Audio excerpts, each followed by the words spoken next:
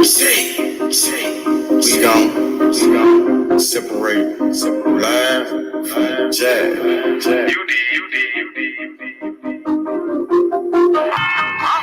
You might understand me. Am is better than am. Hope is better than no. Trap. I'm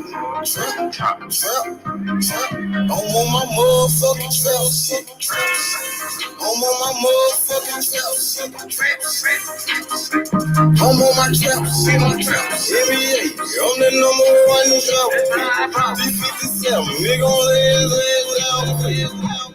Nigga came at me about a fucking bitch. D57, I laid his ass down quick. Blah, boom.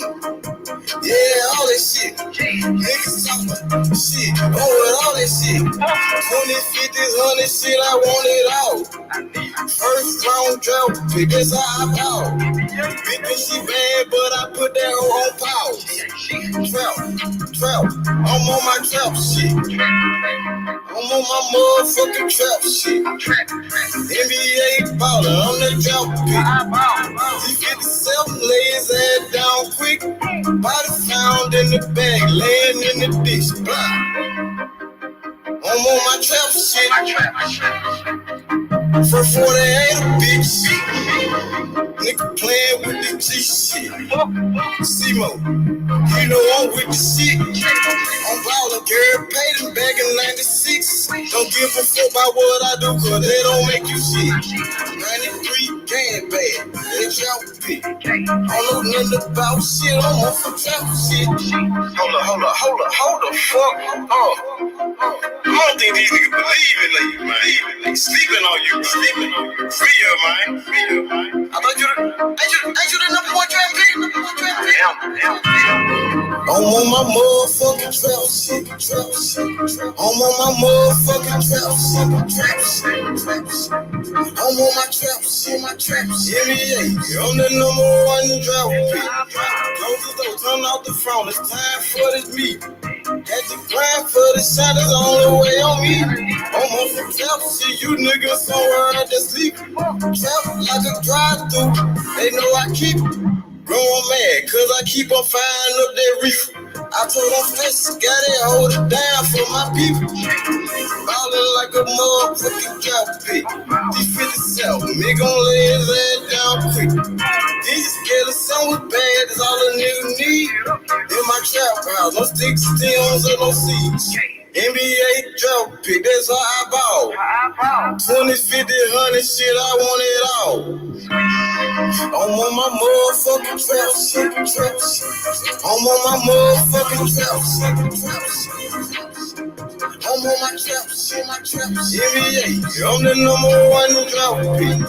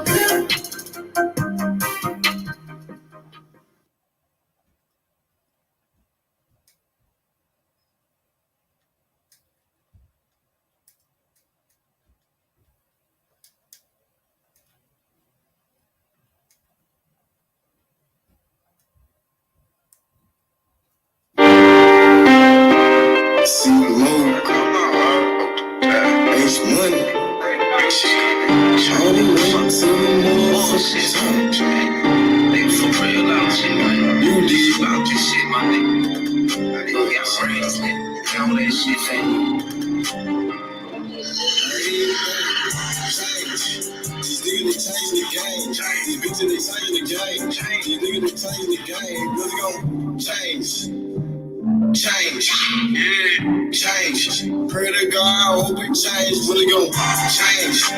These niggas that change the game. These bitches that change the game. These niggas that change the game. Really gon' change.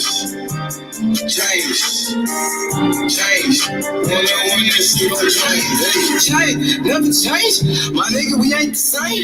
I'm married to the game. 1,000 on the change. Change the game. 28 grand, I was shouting to you. Your bitches making deals, my whole fucking bullshit. You ain't get money for in the way, I'm out here stacking bread. I'm getting money, stacking up, so I go fed. Niggas gon' change it, like parlay day. Like nigga play game, wanna see my good change. Lord knows I can't complain. Bustin' backwards doing the same damn thing. You know these niggas gon' change. I know what's next. I need all my damn change. These niggas they change the game. These bitches they change the game. These niggas they change the game. What's gon' change? Change. Change. Pray to God, I hope it change. What's gon' change? These niggas they change the game. These bitches they change the game. These niggas they change the game. What's gon' change? Change. Wanna win this shit gon' change. Hey, she claims she home, but she fuck for change. Shit. Who can she blame? What's the screw? Shut the stuff. I fucked up. I hear in the street. This shit for nothing. These niggas they change. It ain't the same. Hell no, it ain't the same. Niggas change on out the road. Change. Choose that ass bitch fucking for real. Change. These niggas gon' change. These niggas gon' change. These niggas gon' change. One on this shit gon' change. Stay down to all that stress. Still sugar niggas. Change. These niggas they change the game. These bitches they change the game. These niggas they change the game. What's gon' change? Change. Pray to God, I hope it change. What's gon' change? These niggas they change the game. These bitches they change the game. These niggas they change the game. What's gon' change?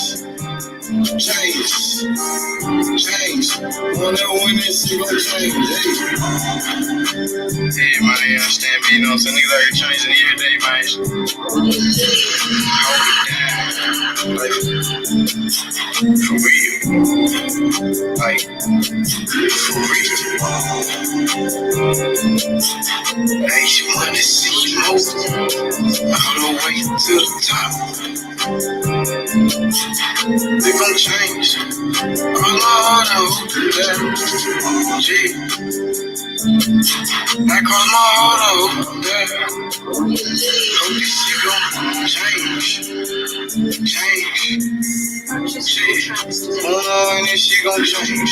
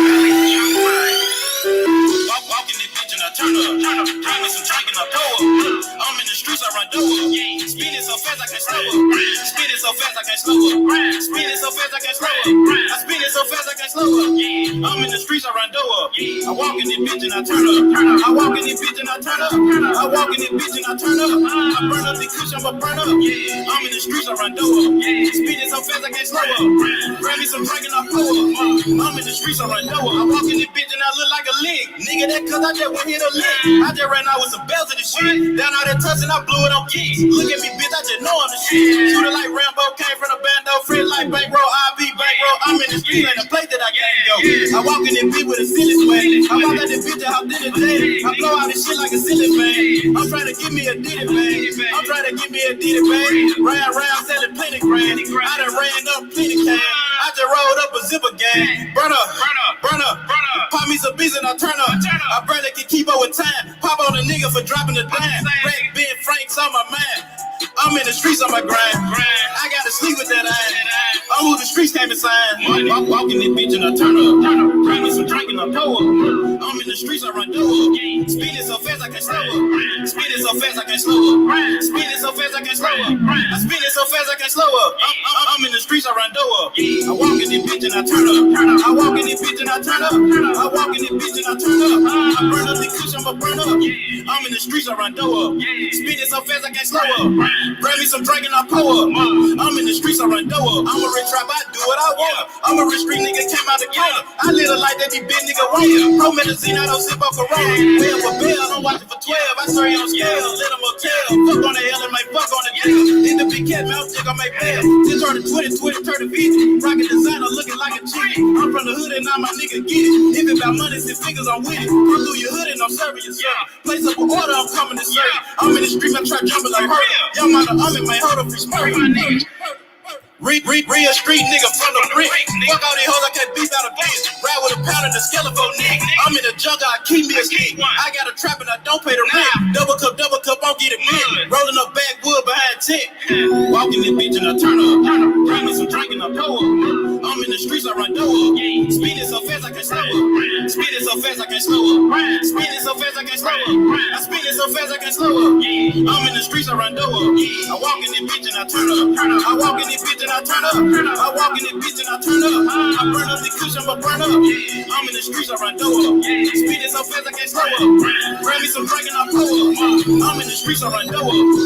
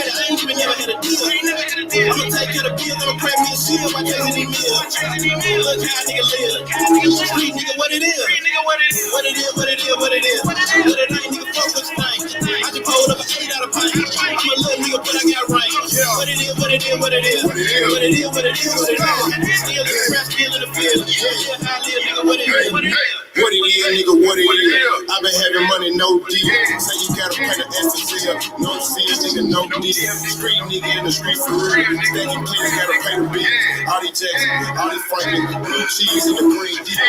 I've been giving real hitters deal. Get your kid for a happy meal. Grown now, I'm your pappy's bitch. That fuck shit and get your mammy drink. Now start motherfucker. Tell your heart motherfucker. Heard shit dick sucker. You can bitch me or something. No deals, I ain't copy please. Street saying start dropping please. They want that real shit, all that fake shit. I can't deal with them copping please. Money with me, I support the real. Shoot shots like a porta tip. When he was on, I supported him. I took the streets back, now I don't see him. I'm chasing these deals, I'm chasing these deals, I'm chasing these deals. And I live like the rap niggas already. I ain't even never had a deal. I'ma take care of bills, I'ma crack me a seal while chasing these meals. Look how a nigga live. Street nigga, what it is.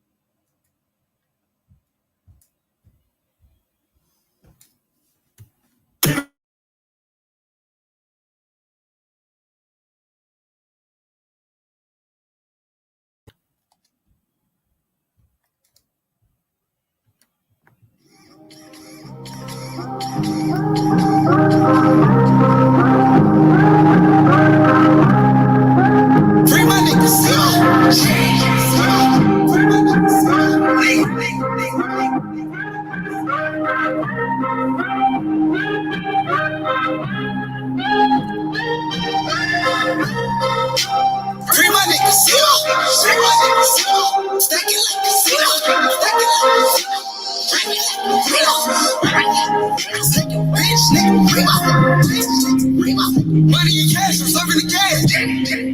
Number one pick, my nigga is trail. My nigga for real, and come out the snow. Free my nigga, little cigar. My nigga for real, he never goes hell. Hey, Shmoney, this nigga came out of the shell. My nigga for real, nigga for real. We talking gelato, I know you can smell. Free my nigga, Simo. Free my nigga, Simo. Free my nigga, Simo. Free my nigga, Simo. Free my nigga, Simo. Stack it like a Simo. Rack it like a bitch, nigga, Remo. Free my nigga, Simo. Free my nigga, Simo. Stack it like casinos. Stack it like casinos. Rack it like Rio.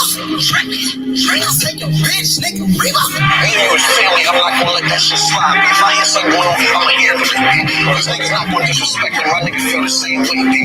That's what's gonna fucking happen to anybody who disrespects you. I love you, anything, B. Let me know, man. Money and cash, my nigga, the cash. Fucking with Polo, my nigga, the last. The number one pick, my nigga, the track. Lil' Simo, get it, my nigga, the crack. My nigga, for real, he never goes hell. Hey, Shmoney, this nigga came out of the shell. My nigga, for real, nigga, for real. We smoking gelato, I know you can smell. Free my nigga, Simo. Free my nigga, Simo. Free my nigga, Simo. Free my nigga, Simo. Free my nigga, Simo. Stack it like casino. Rack it like Reno. Take a bitch, nigga, Remo. Free my nigga, Simo. Stack it like casino. Rack it like Reno. Take a bitch, nigga, Remo.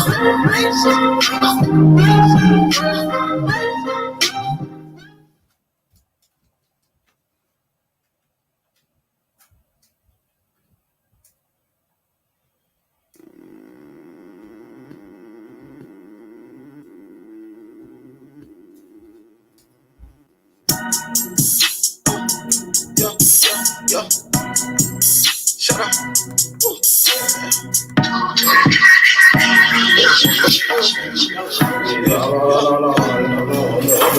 I wouldn't hit any play with this freedom. I wouldn't hit any play with this freedom.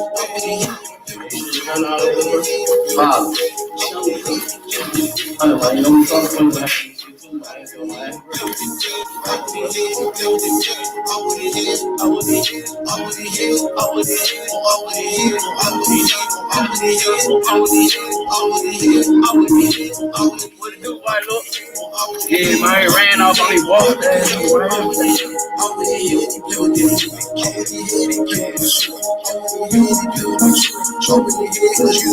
I'm whipping this food, ain't cooking no shit. I keep that chrome, ain't talking about food. You play that like you, then I back like I never knew. I hate to say it when I'm on the field. Last night, man, that shit just got real. Come through your plate, they got me some shots. They thought it was dead, but we in the wheel. Choppers on deck, and we shoot the kill. I thought they were better fucking on my hip. These niggas ain't killed nobody, no matter. Feeling the fed, they want me for real. Raising pig to my niggas, I'ma hold it down till the hitters on. Do what it take to get us on. Man, the shit is on. He play with the bread, so I don't have to get out with the head. When it's on shot, they thought he was dead. I would be here to play with this bread. I would be here to play with this bread. I would be here to play with this bread. I would be here to play with this bread. I would be here to play with this bread. I would be here to play with this bread. I would be here to play with this bread. I would be here to play with this bread. I would be here, I would be here, I would be here, I would be here, I would be here, I would be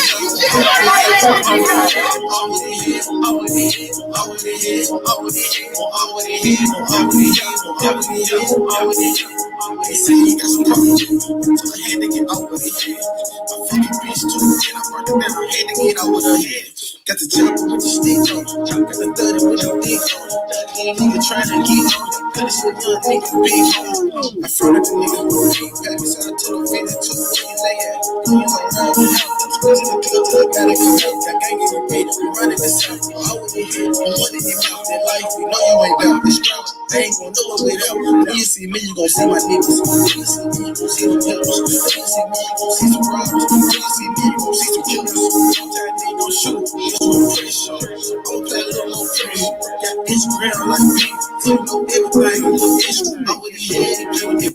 Pure Roll, what's good, my brother? Salute. What up? What up, H Plata? Salute, brother. What's going on? What's going on, P? How you feeling? I'm doing all right, man. Just fucking got some leaks on my roof, man. I've been fucking taking care of them. Oh yeah, you on the roof right now? Yeah, I'm putting down a tarp though, because since it's raining, I can't. It's not a good idea to replace like up. So yeah, just putting down a tarp and some of this fucking goop. Oh, you off of Jefferson, huh? Nah, man, I'm in La Puente right now, brother. Okay. Yeah, I say La Puente. Hell yeah, man. Shit, we getting closer and closer to the new year, my brother, man. How would you remember 2021 in boxing? This year in boxing? Oh, let me see. Shit, man, how long I've been fucking coming on this panel? Shit, it been like 6 months now. It's been a while. Shit, like it been cool. Has it been more than a year or no? It's been more than a year already. Oh, it has? Oh, shit. That's crazy. Well fuck it. I would say, I don't know. I guess, fuck, I don't know. But why YouTube? I guess I got a lot more involved this year. Absolutely, yeah, man. You a big name now on the YTBC. Everybody know Puro, man, from the CCD brothers, what rep it to the H Money crew. You all over blood boxing, man. I see you all through these channels, man. Yeah, brother. Yeah. Me, man. I like to fucking get differences of opinion, so I go everywhere, bro. Absolutely, my brother. But 2021, do you think do you feel like it was a good year for boxing, for the sport? Would you say? I thought it was a great year. Yeah. With the Wilder versus Fury, Kambosos, T.O., Canelo, undisputed. I think it was a pretty good year. I think so. I think it was too, brother. I think it was too. At the end of the year, like it fucking came on strong, man. We got to see like fights like every weekend and shit. Yeah, absolutely, man. We had some great moments. Josh Taylor became an undisputed champion in 2021. Shout out to Josh Taylor. Terrence Crawford, he answered a lot of questions when he knocked out Sean Porter. I think Terrence Crawford really solidified himself as a great champion. Would you say that win over Porter? Do you think that's what that did for Crawford in his career? Maybe in some people's opinion. In mine, he was already solidified. You know what I'm saying? Yeah, some people were saying like, oh, he got to beat Sean Porter for him to, be stamped as a great fighter or a great welterweight. And, that's what they were saying. But once he beat Sean Porter, then they said, oh, Sean Porter was talking about retirement and try to take something away from him, Yeah, for sure. Yeah, everybody's entitled to an opinion, man. But yeah, for me, man, he was already solidified. What was your best moment of 2021? Your favorite moment? I probably would be when Canelo knocked out Caleb Plant. I mean, that's the one that's like most vivid in my memory, and a lot of shit talking was going on, and it was cool. It was a cool little, like, I don't know, like when it fight Billy Joe, I think he fought him in the summer, right? So maybe like a good 5-month build up. It was pretty cool. I would have to say that's like my what's stuck in my head from this year. What about T.O. getting beat by Kambosos? Does that rank like close to that Canelo situation? Well, it's a different situation in my head. I mean, it was just a big upset. In the Canelo situation, it wasn't an upset at all. I mean, it was expected for him to beat Caleb Plant. I mean, with the shit talking and the build up. I mean, usually the fighters do the build up. Now I'm starting to see, like, well, motherfuckers that are on YouTube. I'm starting to see that the build up happens online and through social media and shit like that. It's a change of pace from what I'm used to. What about Wilder versus Fury? What would you rank that? Well, a lot of people have this fight of the year. I mean, I had a Castano and Jermel fight of the year, but now that I think of it, I think I'll have to give Wilder Fury fight of the year. Wilder Fury. So that was your fight of the year as well? Yeah. I literally just changed it right now because before it was Mel Castano. But honorable mention would be what's his name, Chocolatito and Estrada. Who else got into a good fight? And fucking the other undisputed Josh Taylor and Jose Ramirez, man. I think a lot of people forget that was a pretty dope ass fight. Yeah, it was because Ramirez started off strong. I think he hurt Josh Taylor in the early rounds. Josh Taylor made his adjustments. He dropped Jose Ramirez 2 times, and he got the win. So shout outs to Josh Taylor. I honestly feel like Josh Taylor is one of the best fighters in the world. He's on my top 5 pound for pound. So now let me ask you about the Anthony Joshua Usyk fight. Where does that rank with the Tyson Furies, with the George Kambosos, T.O., Canelo, Caleb Plant? Is that in your top 5 fights of the year? It was a really entertaining fight, so I'm gonna say yeah, and it's also in my top 5 of like upsets of the year. Yeah, for sure. So we got Josh Taylor Ramirez, Kambosos T.O., Tyson Fury Wilder, Canelo Caleb Plant. That's 4. All right, Chocolatito Estrada. There's one more I'm missing. Right Jermel and Jermel. Yeah, Jermel, Brian Castano. It was another one that was pretty good that I mentioned.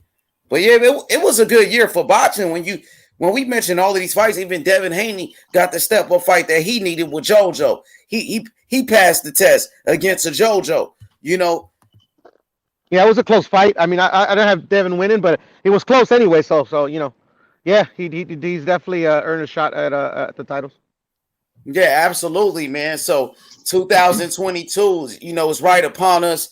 I want to see those fights, man. I got to get that undisputed heavyweight championship, man.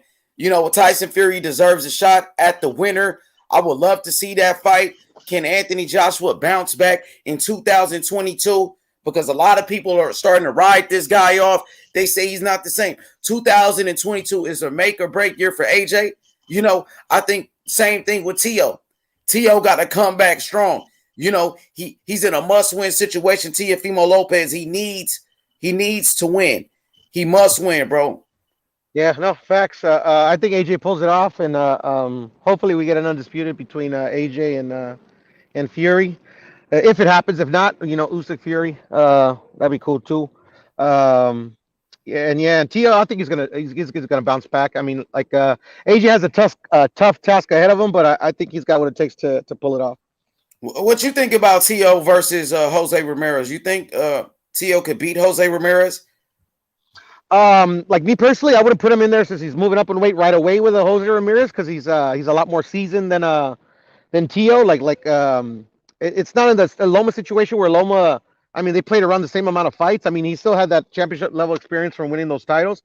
But like at that weight, Ramirez has been there. I mean, has had a lot more fights than Tio. So I wouldn't rush him into that one. I actually, we were talking about this yesterday.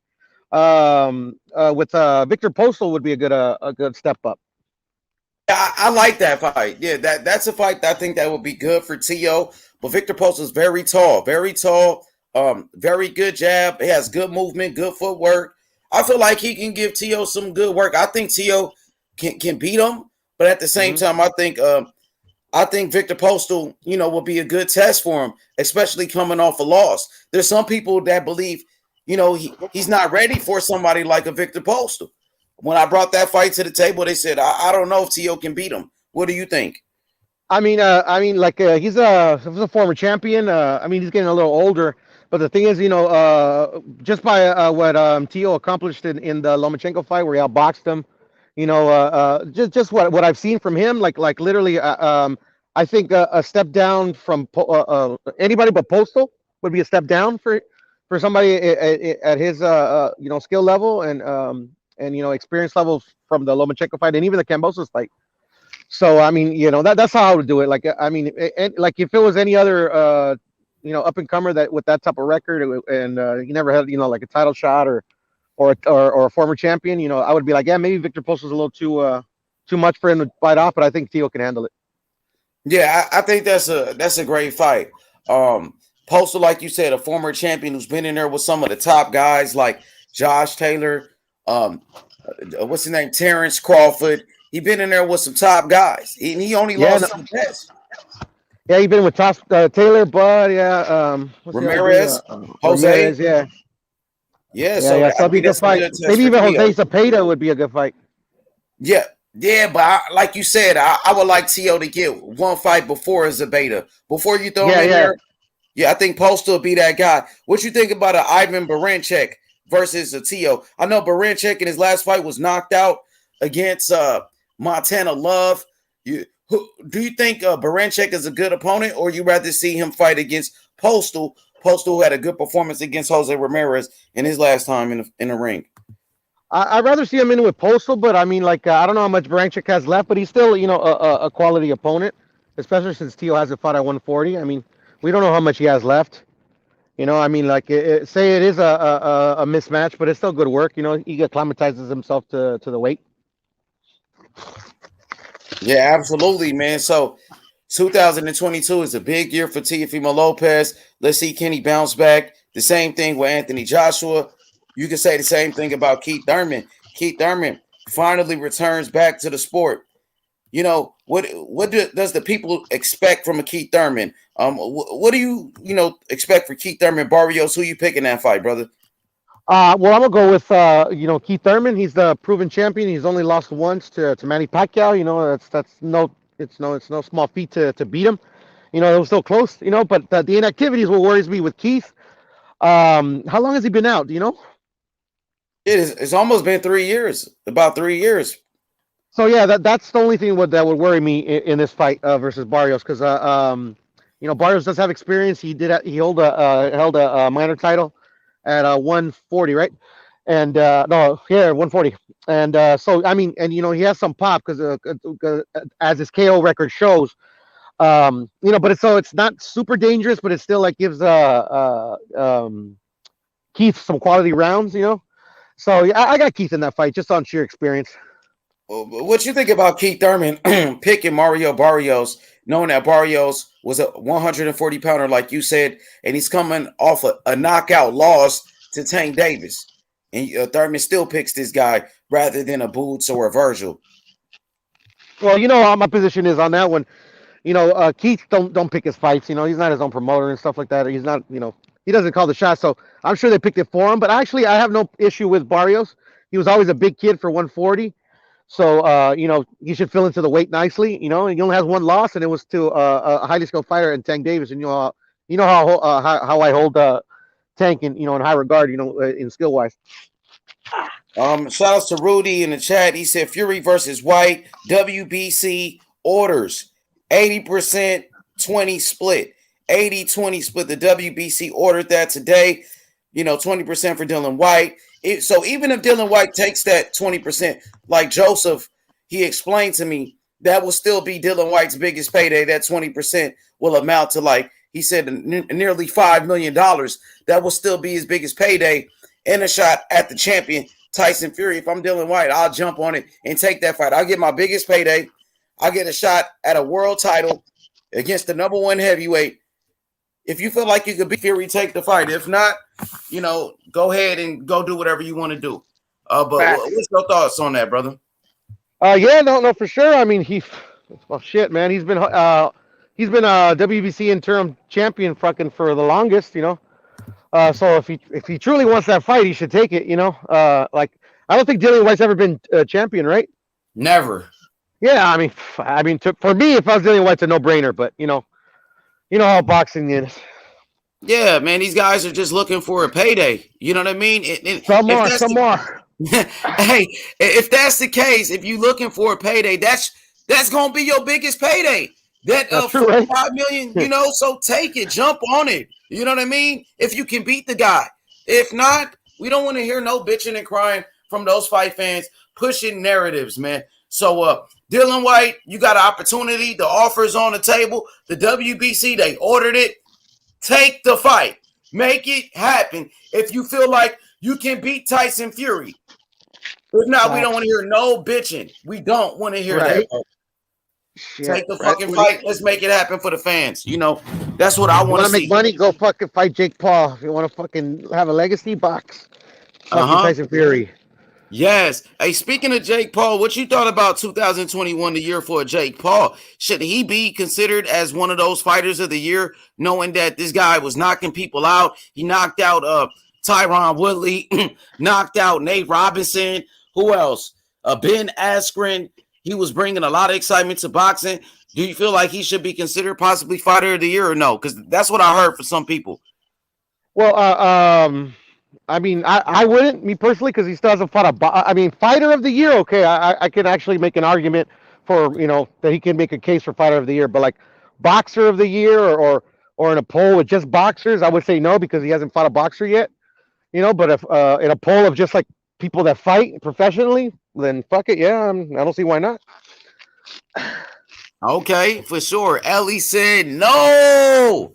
Ellie ain't fucking with Jake Paul, man. I So don't fuck with him either, brother, but I do like what he's doing for the women.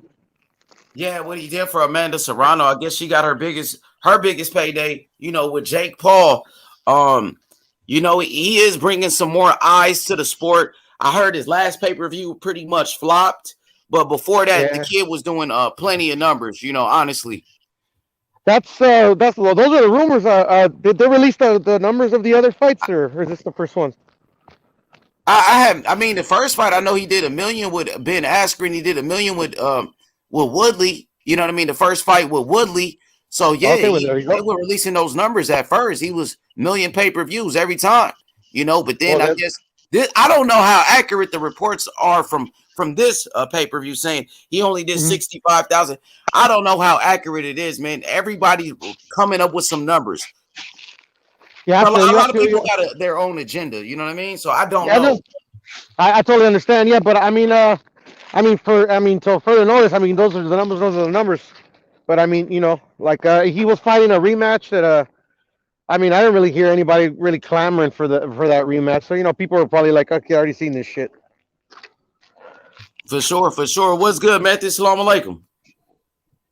Wa alaikum salam. Can you hear me? Yeah, we hear you, brother. How you doing? What a method. Hey, Bureau, what's good, Bureau? Same old shit, different day, brother. I tried to get that McAllis, man. They ain't have none. Oh no, shit. I'm still Fuck, searching man, for you're in Baltimore, huh? Yeah, I'm still searching for them. Yeah, I Probably in gotta the go to outskirts. Costco if they have them out there, man, or a high end liquor store, because they won't have them at regular liquor stores, man, because that's some fucking pricey shit. Yeah. Yes, they told me. They had just ran out. I think they just ran out. They just didn't have the stock. I'm gonna Oh, they lost. Oh yeah, check a little fucking New bit Year's, huh? around it. Show. Yeah. I'll probably ride around later today and see if I can find one. For sure, for sure. So I got a question. Go ahead, Matthew. Go ahead. I ask you a question after. Go ahead. Go ahead. What's your question? Yeah. Recently I seen yesterday, Jerron Ennis, he was in the gym, his father, Bozy Ennis. They were asked a question about Terrence Crawford next. We all know that Earl Spence is fighting Ugas, Keith Thurman is fighting Mario Barrios, Virgil Ortiz is fighting McKinson. Everybody, all the top welterweights are booked. The only two welterweights that don't have a fight is Terrence Crawford and Jerron Ennis. So shout out to my brother YSM Sports Media. He asks, Bozy Ennis, is that the fight to make? You know, Terrence Crawford, Jerron Ennis, because they both are available. They both need fights. And Bozy Ennis said yes. Bozy Ennis said it's time for the fans to put pressure on Terrence Crawford to fight Boots Ennis. That fight should happen next. But then he said, I understand what Terrence Crawford is doing. He's waiting for the big money fight with Earl Spence. But he said he should be fighting Boots. What's your thoughts on that? All right. So the question is, should Crawford fight Boots in the spring of this year, or the spring or the summer of this year? I wouldn't mind seeing the fight, you know, but I could understand that him not taking a fight, or why he wouldn't take the fight right now. I mean, with the Earl Grey fight Ugas, then just one fight to be made. Boots is not a tune-up fighter at all. He's not a fighter you fight in a tune-up. You can get your ass laid out, you know. So I think on a legacy side, I wouldn't fight. I wouldn't even. Like, honestly, I wouldn't. You know, I'll let Earl fight Ugas, and then, you know, I get undisputed. And then after that, Boots would be the first person that I would fight if I was Bud. I definitely would fight Boots, you know, so he can fight for undisputed me, you know, then shit. You know what I'm saying? That's how I look at it. That's how I look at it. I get you. And I heard, you know, a few. Well, Bozy Ennis said Crawford should fight Jaron Ennis next because Ennis is the best available. And as boxing fans, we want to see the best fight the best. So, I mean, I understand where he's coming from. But then he says, I understand what Terrence Crawford is doing. Terrence Crawford, he wants to fight Earl Spence or whatever. Like, he's waiting for that. But, you know, what you going to do while, you know, in between time? You know, who's the best available? Jaron Ennis. You know, and Bozy Ennis said that the fans, we, us, the people, should put pressure on Terrence Crawford to fight Ennis. That's what he said. I mean, me personally, I want to see undisputed. It's one fight. Right now, my pressure is for the winner of Ugas and Spence to fight Crawford. Crawford generally fights in November. He's been fighting in November for the last couple of years. So that's what I understand of him. It's like Crawford's like a Canelo fights in May, September. I think Crawford fights in November. That might be a month that he owes dear to him. So I think generally we may see Crawford versus the winner of Ugas and Spence around that winter time. Crawford, he could fight like once a year recently.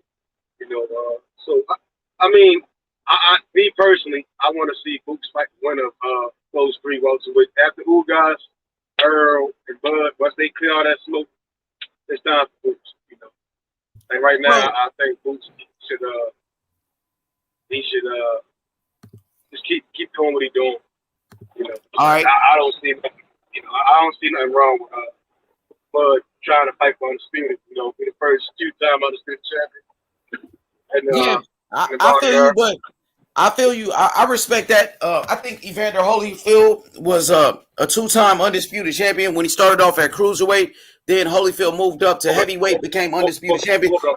Yeah, 4-belt era. You're right about that. Yeah, you're right about that. It's, you know what I mean? It's more difficult because you got more belts. So with that being said, you know, shout outs to this guy in the chat. He said Crawford versus Ennis is the best matchup today. So there's a lot of people that want to see it. You know, I know they asked Bozy if Crawford, you know, reached out to you and wanted to fight you. If Crawford wanted that fight, would you guys take the fight? And Bozy Ennis said yes, in a hurry. He said, I'll take that fight with the quickness. We want Crawford. You got people like Jaron Ennis doing interviews, Method. And Jaron Ennis says he's better than Terrence Crawford, that he's slicker. He has more power. You know, do you feel like Jaron Ennis is really starting to put the pressure on Terrence Crawford to take that type of fight? Because when you got somebody like Ennis talking that type of trash, saying I'm a better switch hitter, I got better skills, I'm better than Crawford. I think, you know, Crawford should answer to that, man. You know what I mean? My honest opinion, I think Crawford, he got some explaining to do. You know what I mean? I would like to see that fight. You got this young kid calling you out, disrespecting you. You're going to have to answer. The same way we wanted Earl Spence to answer to Crawford. The same way people wanted, you know, Keith Thurman to answer to Earl Spence. When Earl Spence was the young buck coming up and Earl Spence wanted to fight Thurman, Thurman said you got to get a belt first. So is that what Crawford is going to tell Boots, that he got to get a belt first all of a sudden? But then when Earl told Crawford to get a belt first, everybody was all mad about it. But now it's like Crawford is doing the same thing to Boots that Keith Thurman did to Earl Spence. So now I'm kind of confused with the situation. Crawford said nobody wanted to fight him. He's a boogeyman. Well, you got somebody that want to fight you, who's a top 5 welterweight, who's a serious threat in Jaron Ennis. Lucy, you got a lot of explaining to do. I think you got some explaining to do at this point. In my opinion, it's a little different. I would compare it to Canelo. And a lot of people may not see it. I mean, Canelo, he didn't play small Charlo. He didn't fight Andre. He didn't fight Benavidez. Certain guys he didn't fight, right? And his was more so because he said he could do what he wanted to. And I don't see Bud as that type of character. Whereas he's trying to do what he wants to do in a sense. I believe it needs to be done at 147. Is as we get Crawford and Earl, Crawford and whomever may win, and then Boots is there for like that grand finale of will he take over and be that next undisputed champion? You get what I'm saying? And that's how I look at it more so. I personally right now I do want to see that free smoke with Earl Crawford in first and then Boots. I don't think and me personally I don't think Earl will fight Boots if at all. I think he'll move up and retire. And we'll never have an undisputed at 47. That's how I look at it. So I see with Bud if he beats the winner Bugatti and Earl, he'll fight Boots. That's what it sounded like to me Crawford don't want no smoke. I'm not saying Crawford is ducking him, but it sounds like Crawford ain't trying to fight Boots either right now, and Boots is available. So for all of that, Terrence Crawford is a boogeyman. Everybody's ducking Crawford. I know one thing: Jerron Ennis wants to fight Crawford next, and you can't be no boogeyman if a Jerron Ennis is chasing you down. You can't be no boogeyman if Jerron Ennis is calling you out right now. You can't say nobody wants to fight this guy if Jerron Ennis said he'll fight him tomorrow. That's all. That's all I'm saying. I mean, it depends on the onlooker, If we being objective, like, we could Crawford can jump to the whims of Boots and be like, sure, we can fight in this time, and then Earl or Ugas winner, that motherfucker get injured, and they gone for the sport, and the belt's in the hand. You get what I'm saying? So I think right now, what's best for boxing is that we get that undisputed right now. I'm not saying Boots can beat Bud or he can't. What I'm saying is if anything occurs, we'll never be undisputed, and then we'll be sitting here and see a cycle repeated. I think the only person right now, not saying Boots can't do it, but again, Boots fights basically for himself. He's not with BBC, and Bud, he's his own free agent as well. And I think right now, biggest fight in boxing is for undisputed. You got 3 champions. I wouldn't be mad if Bud and Boots happen. Shit, I'm gonna watch it. Is it a pay-per-view fight? No, I think it belongs on TV right now. But I would pay for it. I know no fans, these fans, how they are today, they're talking about, well, he didn't sell this. They're streaming, But again, it's a fight that I do want to see. I just think right now that Earl's getting his tune up with Ugas, I want to see those two Earl. That's not a tune-up. That's not a tune-up though, Method. Earl is fighting in a unification. Champion versus champion. That's not a tune-up. Yeah. If it wasn't a tune-up, if it wasn't a tune-up, you'd have fought Bud. Nah, he's fighting Ugas for a world title. That's a unification. It's never a tune-up when you fighting another champion in your weight class. That fight is called a unification. It's not a tune-up. Now, the pressure now is on Terrence Crawford. Obviously, he doesn't have a fight. So he's gonna wait. Sit on the sidelines for Earl Spence. At the same time, you got Boots Ennis calling you out. Now, Mexican Pride said Boots wants all the smoke. Ellie says Boots is the new boogeyman in boxing. That's what it's looking like, man. To me, Havoc says facts. Boots deserve a shot. I honestly think it'll be a close fight between Terrence Crawford and Boots, but I honestly feel like Boots can't knock out Terrence Crawford. I honestly believe Boots can knock him out. I mean, I'm not saying. I mean, I study both. Both are very great. Both great in their own retrospect. I personally see it in a different light. Like again, I want to see undisputed. I don't see a lot of that same energy put the other weight class right now. I just want to see undisputed. I don't want to see fantasy fights. I want to see what's real. I want to see the winner of Ugas, Earl fight Bud. I know Bud fights in November. He fights in that winter time. Bud getting called out though. Bud getting called out by Boots. Now IB says real boxing fans should be pushing for Bud versus Boots or Taylor next. Josh Taylor, he got a fight already.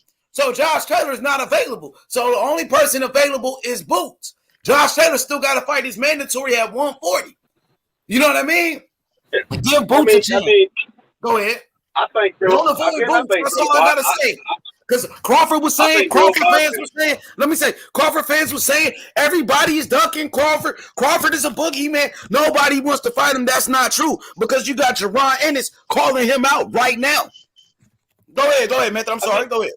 Yeah, I mean, I know for sure, real boxing fans, we want to see Undisputed. That's it. That's all. I just know how. Now this is my perception. I don't see an Undisputed happening. I see what's going in the air. And then I see boxing being prolonged. Us again not getting the fights we want to see. But it sounds good. But a man can't. Me personally, I understand what Boots want, but I think it's for boxing and for boxing fans and purists and the viewers and people that invest their money, we deserve Undisputed. And it sounds like fans just don't really see the bigger picture. I would prefer Bud and Ugas. Bud Earl. That's the fight to have. Stay away from in other words, stay away from Boots because Boots can beat you and ruin everything. No, that's not it at all. It's no incentive. The same way no one says for Earl or Ugas. It's certain fighters. Nobody's saying the same thing with Canelo. Nobody's saying Canelo why you great fight Malcolm. No one said Canelo. I mean, we do question that. I ain't gonna lie, I'm a Canelo fan, but I question. I'm like, I ask you, like, what do you think about that fight? Do you like it? Yeah, we gotta question everything these fighters do. So, yeah, the Makabu fight is not the best fight available. Of course, you got a David Benavidez, who's the number one contender at 168. I would like to see Canelo defend his undisputed titles at 168 against Benavidez. I mean, but Canelo, he's gonna do whatever he wants to do. So I'm happy you mentioned that. So people criticize Canelo in the moves that he's making, but Terrence Crawford get a pass. He gets a pass for not fighting Boots. Crawford don't get a pass. Crawford just have to eat that shit up. That's how. That's what basically going on. They said he wasn't going to fight Sean Porter. They said he wouldn't fight Daddy. They said he was ducking Earl and all. Every time I turn around, it's always a new narrative about Bud, and Bud the one knocking these cats out. Every time I turn around with Earl, Ugas, and I'm not saying it applies to Boots. I'm just saying Boots is in a great position if he's doing with the same thing he's doing. Now, I have no problem if Bud and Boots fight springtime, summertime. I just don't want to hear no complaining about we never get Undisputed because I just don't see it though. I don't see certain fights getting made. I don't see it. All right, so Havoc. Let me read this comment. Havoc says you can't really call yourself the boogeyman when a young gun calling you out. There's no one else to fight. Make the fight happen with Boots. And the fans are pushing for it. That's what Bozy Ennis said. He said we, the fans, should be pushing for this fight. Weird TV says if he's getting called, go ahead.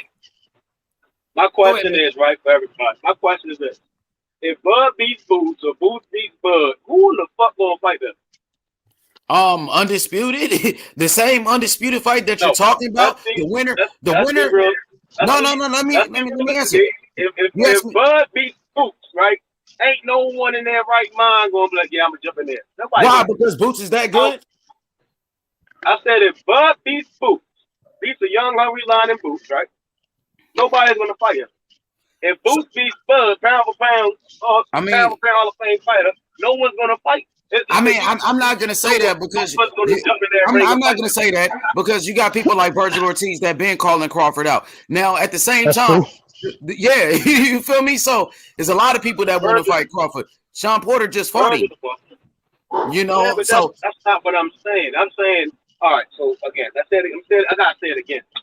If Bud beats Boots, Boots is light years greater than Virgil. Virgil's going to get washed through the mud sooner than later, right? If I don't know about that. Bud beats Boots, Ugas is not going to fight him. The Earl's not going to fight him. You got to. How do you know that, brother? How do you know if they want to be undisputed, they do? Wait, let me just say this. How could you say that? Because if they want to be undisputed, they will have to fight him. They don't care about undisputed. How you gonna say that? Yes, they do. Earl Spence just put it out. Road to undisputed. He just said that. Videos out saying that shit. Earl said he was fighting Manny Pacquiao. We never seen that. He got injured, brother. Come on, retired. First of all, Manny Pacquiao's retired, bro. I think that narrative. I think that narrative that nobody wants to fight Terrence Crawford, that narrative is done with. You know, you got Boots in this calling him out a young gun. You know what I mean? Virgil Ortiz also called them out. Mm-hmm. Go ahead. Go ahead, Pete.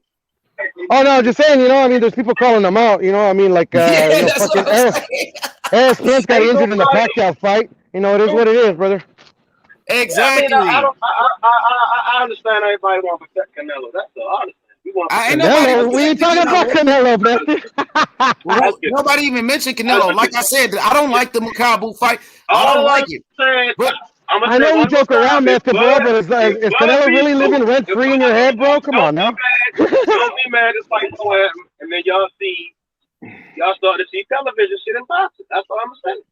Hey man, Boots is available. Boots is available. Hey, look, Boots is available. Let me say, it sounds like you're kind of protecting. It sounds like you protecting Bud. You saying Puro's protecting Canelo, but it sounds like you're protecting Bud. I want the nonsense and but the same energy, Method, the same energy that you got for Canelo fighting Benavidez, I want you to keep the same energy with Terrence Crawford fighting Boots Ennis. That's all I'm saying. Why should Bud fight Boots? Boots is a top dog. Boots is a top 5 welterweight. Boots is considered one of the best in the welterweight division.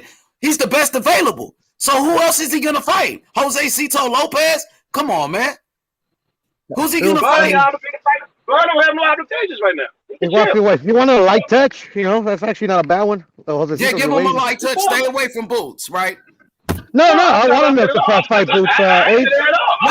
No, not you. But I'm saying, like, people got a lot of smoke. People got a lot of smoke for Canelo fighting Makabu, not fighting Benavidez, but there's no smoke for Terrence Crawford avoiding Jaron Ennis. There's no smoke at all. Where this guy is clearly avoiding. Give it to him, man. Give him the smoke, bro. Yeah, that's what I'm saying. He's clearly ducking Jaron Ennis, bro.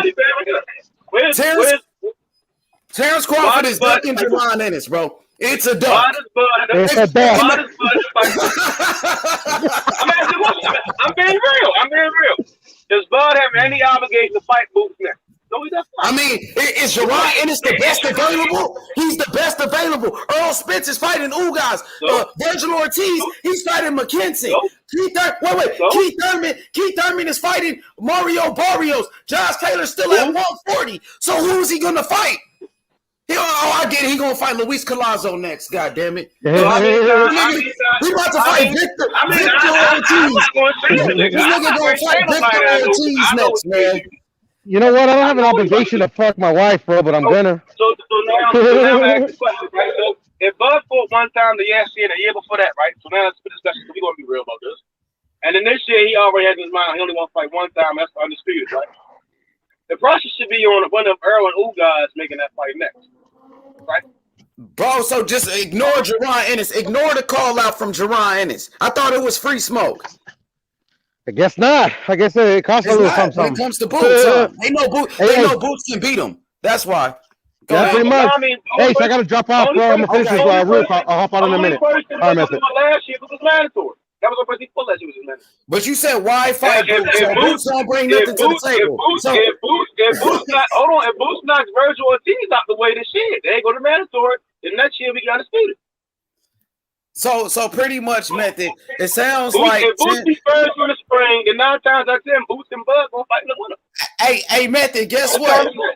Guess what, Method? My boy, Havoc said. Hey, Havoc said, Method. He said, never seen Bud get quiet like this. Me either, Havoc. Me either. He cried like a church mouse when it came to Boots and Bozy Ennis when them Philly boys got on his ass. You know what I'm saying? And I like Crawford, but I don't like the energy that he's putting out there right now.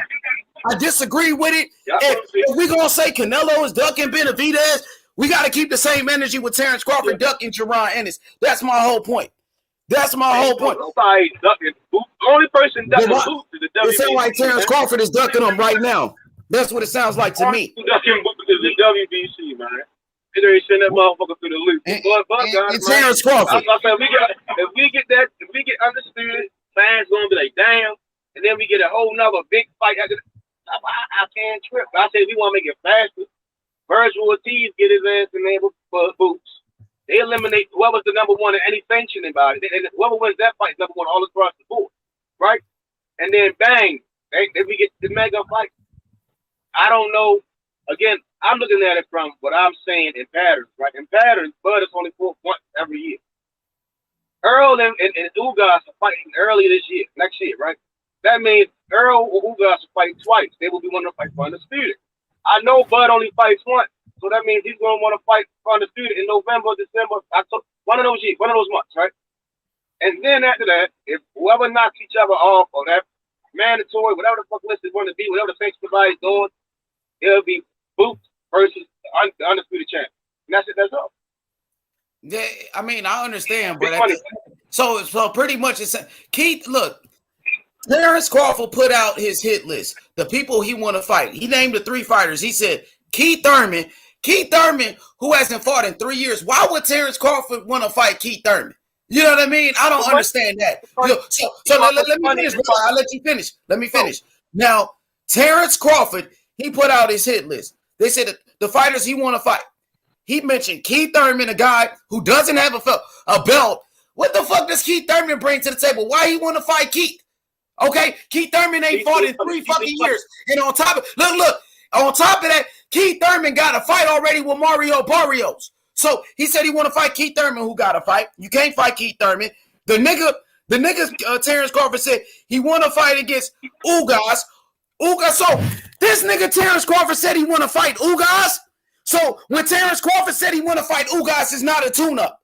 But when Earl Spence is going to fight the same guy that Terrence Crawford wanted to fight, all of a sudden it's a tune-up. If Ugas is a tune-up, why did Terrence Crawford just say he want to fight him? Thank you. On top of that, he said he want to fight, and then Terrence Crawford said he want to fight. Let me finish.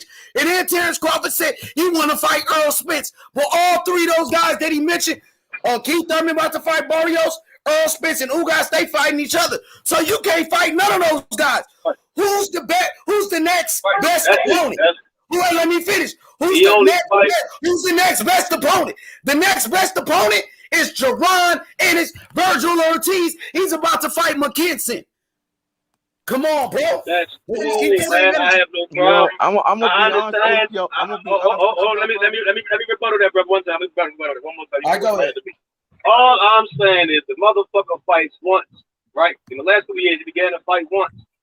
Whoever, which 9 times out of 10, so let's say Earl Ugas wins and they say, shit, I don't want to fight Bud. I want to fight Keith. Keith beat Barrios. That's fine. Why he want to fight Keith? Hopefully in that time, Boots or Virgil fight twice. Nigga, Boots is ranked higher than Keith. Nigga, Boots is ranked higher than Keith. Keith ain't fought in 3 years, and Keith about to fight Mario Barrios, who's coming up for 140, who just got knocked out by Tank. But this nigga Terrence said he want to fight Keith. Come on, man. So what? I'm just building up the fight. Boots is a better fight. It makes big name, man. No sense. That's why we go the other way. We do it that way. I said how I feel, so I want to hear what y'all got to say. I said my piece. Go ahead. We got Jimmy, then we got a Method, and we got Brother Boxing Talk. Go ahead. The only reason the man said Keith Thurman because he wanted the big name on his resume like that. Keith Thurman, bro, he ain't fucking fought in 3 years. What credit he gonna get for beating the Keith Thurman? Keith Thurman, who ain't fought in 3 fucking years, bro. We all know Keith Thurman is washed up, bro. And Keith Thurman, he ducked Jerron Ennis too, because they asked Keith Thurman, what you think about fighting Jerron Ennis? And Keith Thurman said, who is that guy? I never heard of him. But Floyd Mayweather talking about how good Jerron Ennis is. Floyd Mayweather know who Jerron Ennis is, but Keith Thurman acting like he don't know him. Come on, man. It's clear as day that Jerron Ennis is getting ducked. I mean, I don't see anyone else jumping. I think the Bud and Boots fight can happen, will happen, may happen, whatever. You see what I'm saying? No, the way Bud talking, Bud, he didn't even say he want to fight him. Bud never said he want to fight Boots. So it sounds like he don't want no smoke with Boots. He said something. I forgot what it said. He said he want to fight Keith Thurman. He said he want to fight Keith Thurman. He want to fight against Ugas and Earl Smith. I don't understand how Terrence Crawford fans. I don't understand how Terrence Crawford fans can say the Ugas fight is a tune-up when Terrence Crawford himself said he want to fight Ugas. So I guess Terrence Crawford looking for a tune-up too against Ugas. Come on, man. He hasn't beat nobody but an old fucking Thomas DeLore man who was washed up. Boots, what you mean knocked out? He knocked out fucking Sergey Lipinets. Stop playing. And niggas was just saying, no, you wasn't saying that. When people were saying, who the fuck did Terrence Crawford fight? Everybody was just asking who Terrence Crawford fight. People were just doing that with Terrence Crawford resume. That Crawford never fought nobody. So stop playing. I can't compare. They do that with all the fucking fighters. Oh, this guy ain't fought nobody. Oh, Terrence Crawford ain't fought nobody. Canelo ain't fought nobody. Now Jerron Ennis, Devin Haney ain't fought nobody. Same thing with Shakur, or he ain't fought nobody. Now, Shakur, the thing with Boots is that he's in position to be a champion, right? Now, when it happens, it's gonna happen. I don't care if it's this year, if he can fight for a championship. I don't care if it's next year. What I want to see is undisputed. I just don't see if Bud and Boots fight. Nobody's gonna want to fight.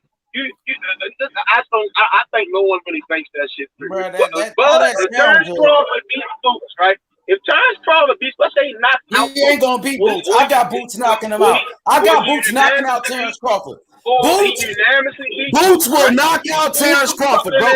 Jerron Ennis will knock out Terrence Crawford. Jerron Ennis will knock out Terrence Crawford. Now let's take that right. Now let's say Jerron Boots Ennis knocks out or unanimous decisions get a win against pound for pound number 1 or number 2. Oh, and they're fucking right minds gonna want to jump in there. If you want to be undisputed, if they want to be undisputed, they will have to jump in there. You want to be undisputed, you will have to jump in there. No, and Ugas will fight anybody. Don't act like Ugas ain't ducking nobody. Ugas will fight anybody. Earl Spence, Ugas champion versus champion. That nigga Terrence Crawford, he ain't trying to fight the best available. It's Jerron Ennis, bro. Terrence Crawford need to fight Jerron Ennis, bro.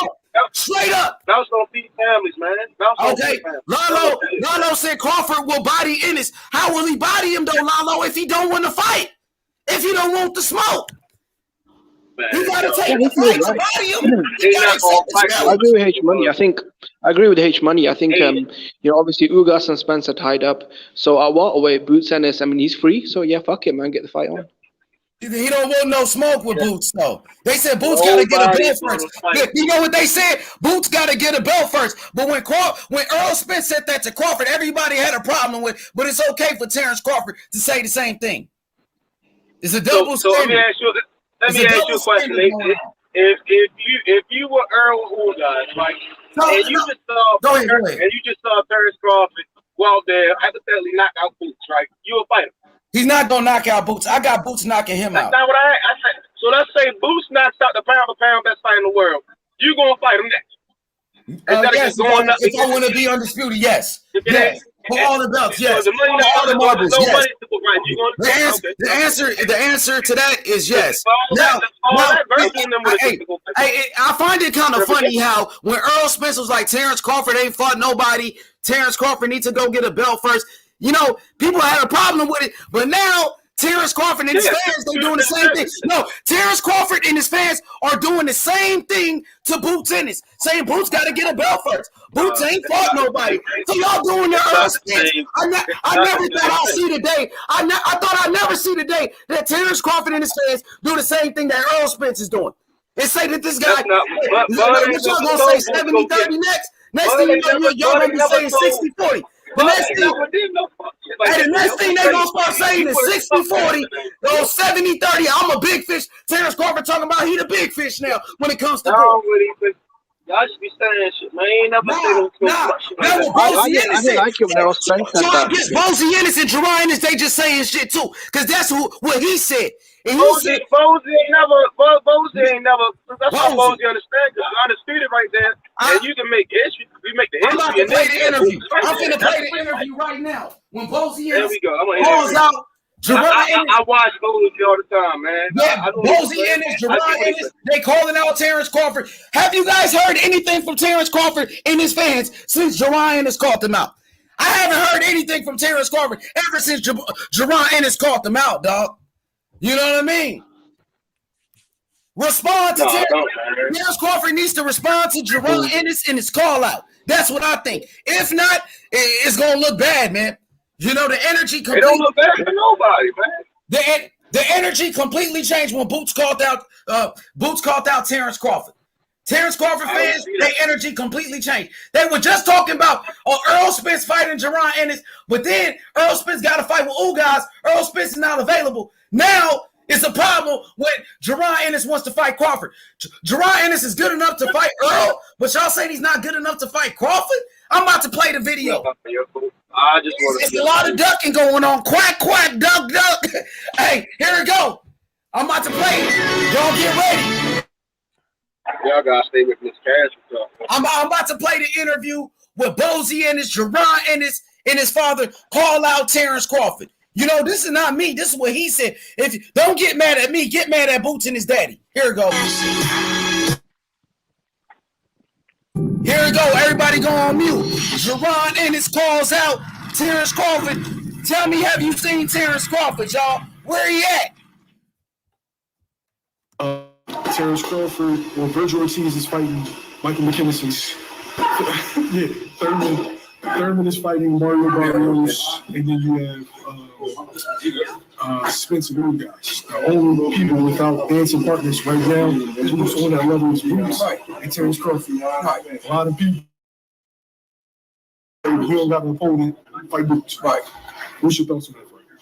Who's on that level is Boots and Terrence Crawford. A lot of people is putting pressure on Crawford. He don't got an opponent, fight Boots. Right. What's your thoughts on that? I agree with that. I agree that's what should be next. You know what I mean? But then again, I understand what Crawford trying to do too. Trying to get that, you know, bigger fight and more money. So, you know what I mean? I don't fault him for that, though. You know what I mean?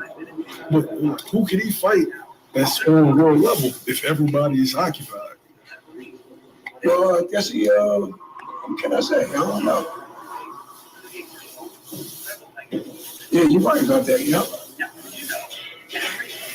No, I don't. Porter just retired. Porter retired. Josh Taylor, yeah, he's at 140, but he's about to fight somebody else. Yep. So everybody, you're right. Everybody is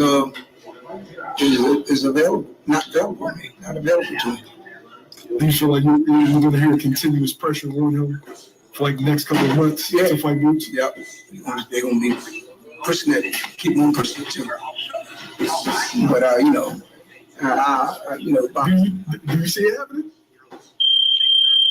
No, I don't see it happening. No. Boxing is something, man. You know what I mean? There you have it. There go Bozy Ennis. He's calling for the boxing fans to push for this fight. Jaron Ennis versus Terrence Crawford. He said, I agree. That fight should happen next.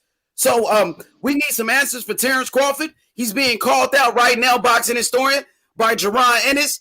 You know, Terrence Crawford, he said that he's a boogeyman. Nobody wants to fight him. But how could you be a boogeyman when Virgil Ortiz and Boots Ennis been calling you out? You know, I honestly feel like Boots Ennis can knock out Terrence Crawford. I think Boots Ennis has the speed. He got the power. He's bigger than Crawford. I think Crawford is a great champion. But I think Boots is young. He's strong. And I think Boots will smoke him. I think Boots is faster. He's stronger. He's bigger. I think Boots will knock out Terrence Crawford, in my honest opinion. Well, didn't I tell you guys that I think that Boots and Virgil Ortiz going to clear out everybody in 147? I don't disagree with that. I would favor Boots because I would favor Boots against Crawford. Let the brother finish, though. Let the brother finish, man. Then you go ahead. Let him finish. You go ahead. Go ahead. I think Boots. I mean, you know, I think Boots is like, to me, you know, that he has a talent. Now, of course, it's not going to be easy. It's easier said than done. But I do think that he could stop Crawford, and I think he could stop Errol Spence as well. You know what I'm saying? I believe that he has the power and he has the natural ability. He has the length. He has the height. He has the size that's going to give them problems, and he has the aggression. See, because when you have to be great, you know what I'm saying, to beat these guys, you have to have that certain level of tenacity. That's what they're in gold places where someone who's at a certain level won't go to, but someone who has the intangibles and the talent will go to. And I believe that Virgil Ortiz and Boots have that ability, and I think that they're going. I think with Boots in particular, I think he can stop Terrence, and I think he can stop Errol Spence. I've been saying that since I've looked at Boots. I was like, okay, this guy might be the motherfucker to clean all this shit out, along with Virgil. So, no, I agree with that assessment. Now, it's easier said than done because the experience level with Terrence Crawford and Errol Spence, but I don't think they've ever matched it with. I'm gonna be honest with you, neither Bud nor neither Terrence Crawford, neither Errol Spence have faced a devastating puncher like him, and I don't think they've faced an athlete and someone who has the aggression of a Booth. Exactly. What type of experience did Mean Machine have when Terrence Crawford struggled with a Mean Machine, and a lot of people thought Mean Machine dropped him in that fight? What type of Mean Machine didn't have fucking experience? He went in there, had a good performance against Crawford. Now, even Sean Porter in his last fight, a lot of people thought Sean Porter was up on the scorecards before the knockout. Even his corner, Terrence Crawford corner, said that before he knocked him out. He said, "You're losing the fight. They got you down." He went in there and knocked him out after that. But it's not like – go ahead. Go ahead, Matthew. You had something to say? When I watched Porter versus Crawford the second time, I thought, gosh, but that's me. You know what I'm saying? I saw a lion playing with his food, but again, Porter was all over him, though, man. Porter made it a tough fight, and even Terrence Crawford, his corner before the knockout, they told Terrence Crawford, "You're losing the fight. They got you down on the scorecards." So he went in there and he went for the knockout. But Sean Porter, according to Terrence Crawford, his team, Sean Porter was winning the fight before the knockout. I mean, that's cool. I understand some people see things different. I saw certain rounds where Bud was just playing around and just having fun in the ring, and then I seen them just hit the switch, and it was over. That my opinion, that was 5, 6, 6 rounds. That from on there, Bud was just being trauma. I mean, But again, I have no problem. Yeah, after 6 rounds, that fight wasn't really close. I mean, after the 6th round, he pretty much beat the shit out of Porter and stopped him. Yeah, he stopped him, but before the stoppage, that's what I'm saying. Terrence Crawford, his team, his corner, they said that he was losing the fight. That was Terrence Crawford and his team told him. So, how could you argue with that when his own team said he was losing the fucking fight? So it is what it is, man. Jimmy, speak on it. Jimmy Cook real quick. Boots versus Crawford. Now, Terrence Crawford said he needs to fight. Nobody wants to fight me and all of that. But Jerron Ennis is calling him out. And so did Virgil Ortiz call him out. But Virgil Ortiz got a fight already with somebody from the UK, McKinson. Jerron Ennis is the best available. Jerron Ennis is ranked in the top 5 in every sanctioning body. Jerron Ennis is a serious threat, and the whole world know this kid is special. So if Crawford does beat him, that'll fuck around and be Crawford's best win on his fucking resume, actually. You know what I mean? No. Some people maybe, but whenever Crawford gets a good win, a lot of people who's the best win on Crawford's resume right now? They will still say the same retarded fans look fucking weird. You got fans right now on Crawford's resume? All of them. Sean Porter. And Sean Porter himself said he would never fight Jerron Ennis. Who you think is better, Jerron Ennis or Sean Porter? Sean Porter, the same guy that got beat by Kell Brook. Come on, man. I don't know, bro. I've never seen Boots fight anyone at elite level welterweight.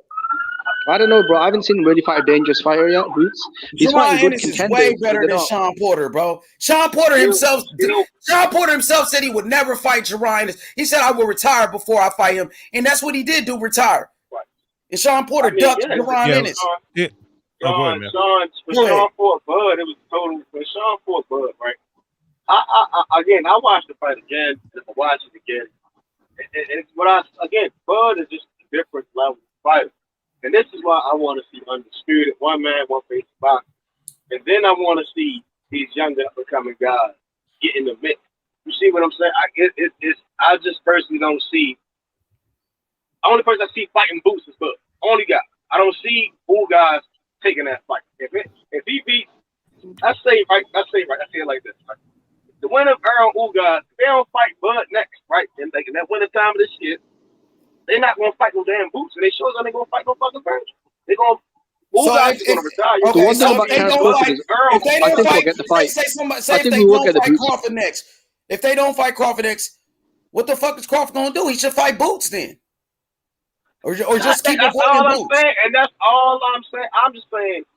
I understand Bud fights once, right? He's fighting once. I understand that. Oh, he only fight once. So remember, damn, at the same time every time he gets, right? It's the subtle shit. Now, if Boots No, you is guys in a will keep position with Bud to make Crawford. that fight, Whenever the I fans know put he's gonna pressure on him, yeah. Whenever the fans put pressure on him, he does fight the fighters. Like, do you remember back in the day, Victor Polster, when he knocked out Lucas Matisse and was the WBC champion? A lot of fans put a lot of heat on Crawford to fight Victor Polster to unify the belts, and he did that shit.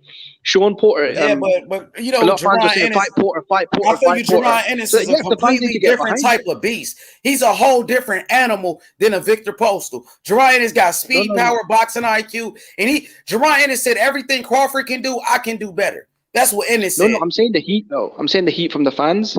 So if you're saying Bud will, I think Bud will fight him. If Bud the ain't fans got actually no put smoke pressure on Bud. I'm just saying Bud ain't got no smoke for Boots. That's all I'm saying, and it's obvious. Now, can I say something real quick? Bud's looking at the champions. He won't even say his name. Really contenders. You know what Crawford said? quick. You know what Crawford said about Boots? Oh, I heard about Boots in the amateurs. Everybody was saying that he fights just like me. And then Boots did an interview, said, I don't fight nothing like that nigga. He said, I'm way better than that nigga. That's what Boots said. Yeah, you're right. I think all the top guys don't want to fight Boots. Thurman said he don't want to fight Boots. Porter said that. Errol Spence, instead of fighting, Danny Garcia, gatekeeper, he could have fought Boots, but he didn't want to. And now, obviously, Crawford probably isn't that interested. But all of the top welterweights, Spence, Thurman, Porter, Bud, none of them are showing interest. But that's typical, though, because the champions never fight prospects early on. That's just never happened, though, in boxing. They never fight dangerous prospects. What up, Lalo? What's up with Crawford, man? He gonna keep avoiding his dude Boots or what? Man, y'all gonna make Crawford body Boots, man. Crawford's about to man, I hope so. I hope he get in the ring with him. Yeah. Man, yeah, I y'all really want Boots to see. I want to see Earl who guys gonna stick first. Then we can see Boots. Now, hey, Lalo, cook, Lalo, go ahead. I want Boots to get a fair shake. No, real quick. I want Boots to get a fair shake. I don't want to see What's Crawford supposed to do then? I want Sit Boots out to for get a 9 belt months, first. though. And we know Errol Spence has a history of not wanting to fight Crawford. No, I don't think if Errol Spence wins, I don't think he'll fight Crawford. Hey, let me just say one thing. I'm gonna go on mute. Let me say one thing. I'm gonna go on mute. Lalo, it's kind of funny how a lot of people are saying, "Oh, Canelo needs to fight David Benavidez." Canelo's ducking Benavidez, but then when Terence Crawford does the same thing as Canelo, matter of fact, at least Canelo moving up 2 weight classes to fight a fucking champion in Mukabu. Crawford ain't even doing that, but Crawford get a pass for not fighting Boots, and Canelo he gets hate for not fighting Benavidez. Now, real quick, let me We not going to stand like H keep saying that shit. It's the truth. It's the truth. It's funny how everybody hate on Canelo. People criticize Canelo. I'm gonna ask you the same question you asked me. Method, you told me what does Ennis bring to the table? Does he have a belt? What does he bring? So you want Canelo to fight Benavidez. What does Benavidez bring? You could do the same thing with that. Benavidez ain't got no belt. Hey, Benavidez number one, damn near the number one fighter at 168. Guess what? Guess what? Jerron Ennis is the best available for Terence Crawford right now to fight. I mean, the best available. Ain't nobody available at welterweight. That's my whole point. I'm saying whenever them other guys get done with their shit, why he gotta wait for those guys? Why he just can't fight Boots?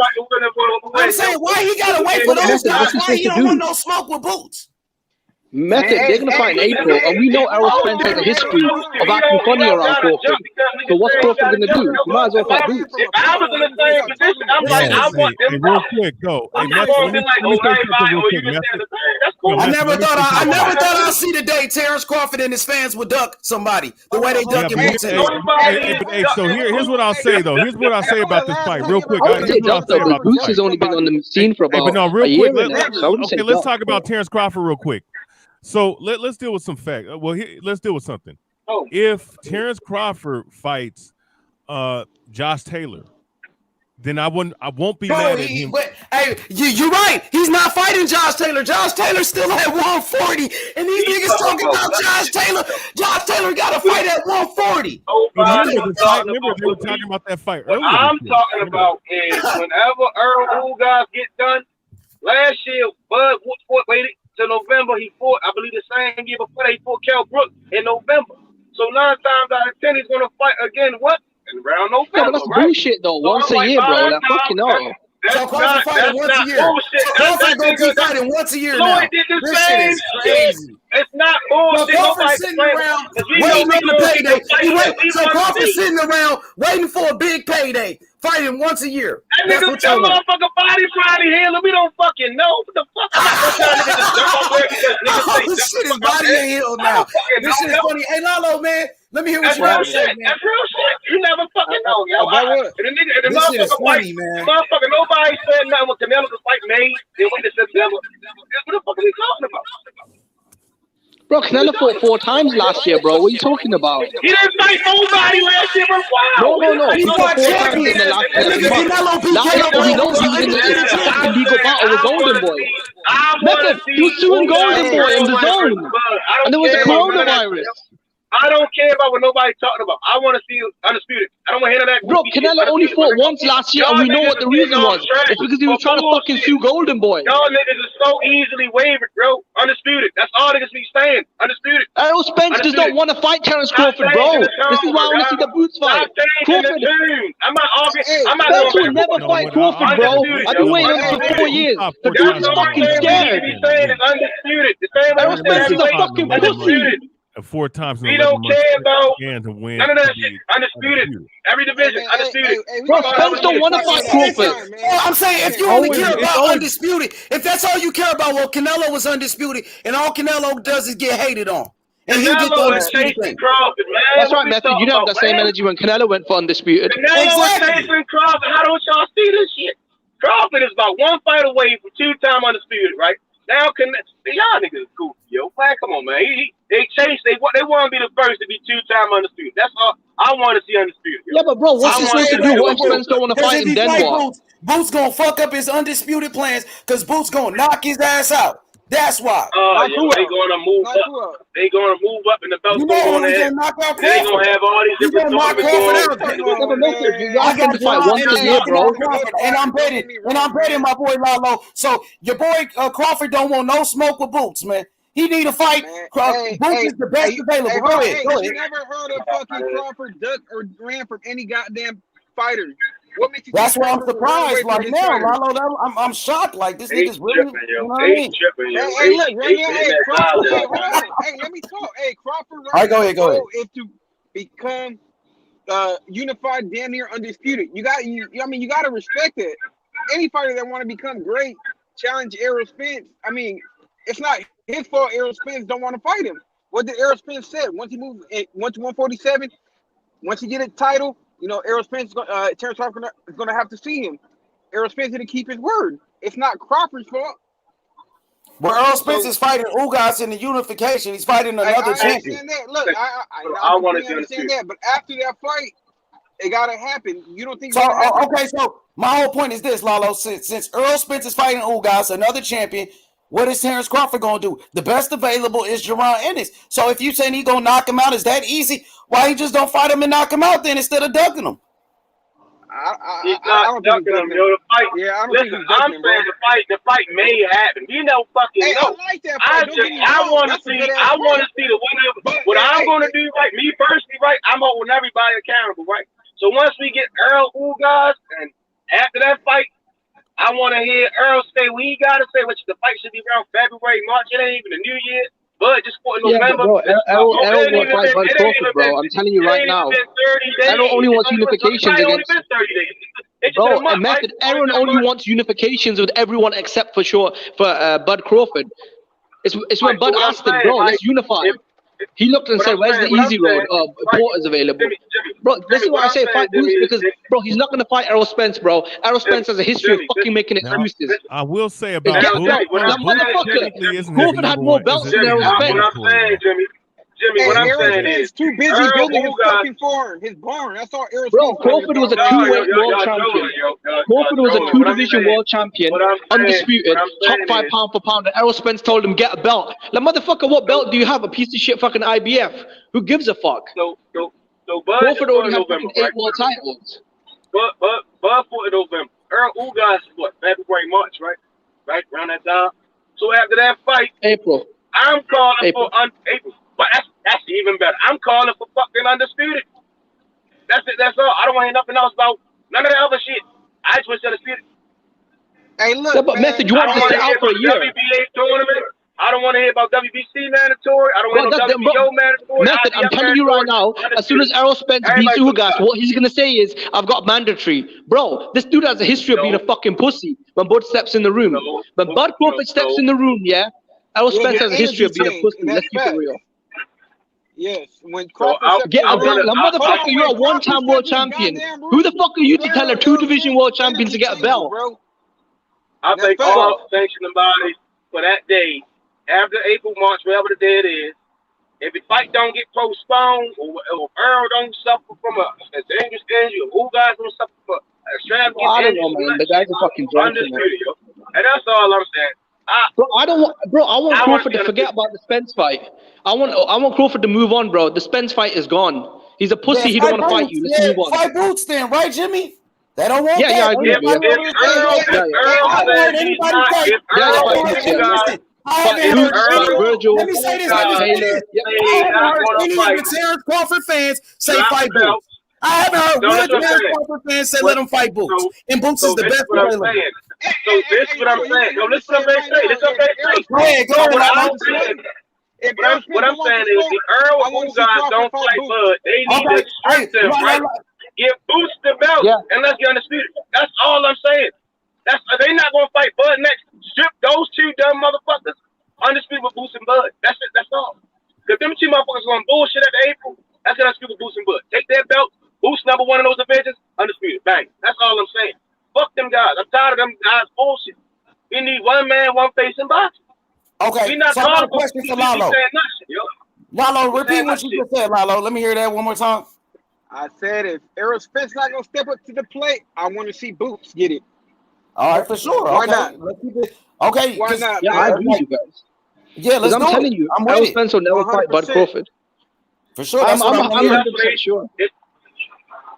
Errol Spence will never fight Bud Crawford, bro. How many videos you want of him when he stormed out the arena? Y'all saying Errol Spence don't want to fight Crawford, so he might as well just fight Boots then, right?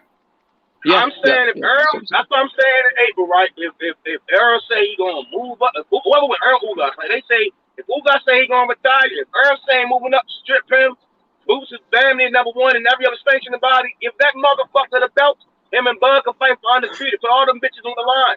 That's what I want to see. I want that bitch. I want that bitch. That's not impossible. I want them young men to get bro, I'm telling you, the reason why Spence paid off Ugas is mandatory, bro. Spence opened his own pockets up to pay Ugas is mandatory. Because he didn't want to fight Bud. Bud needs to move on, bro. So, listen, y'all keep saying Spence don't want to fight Bud, so Bud should fight Boots then.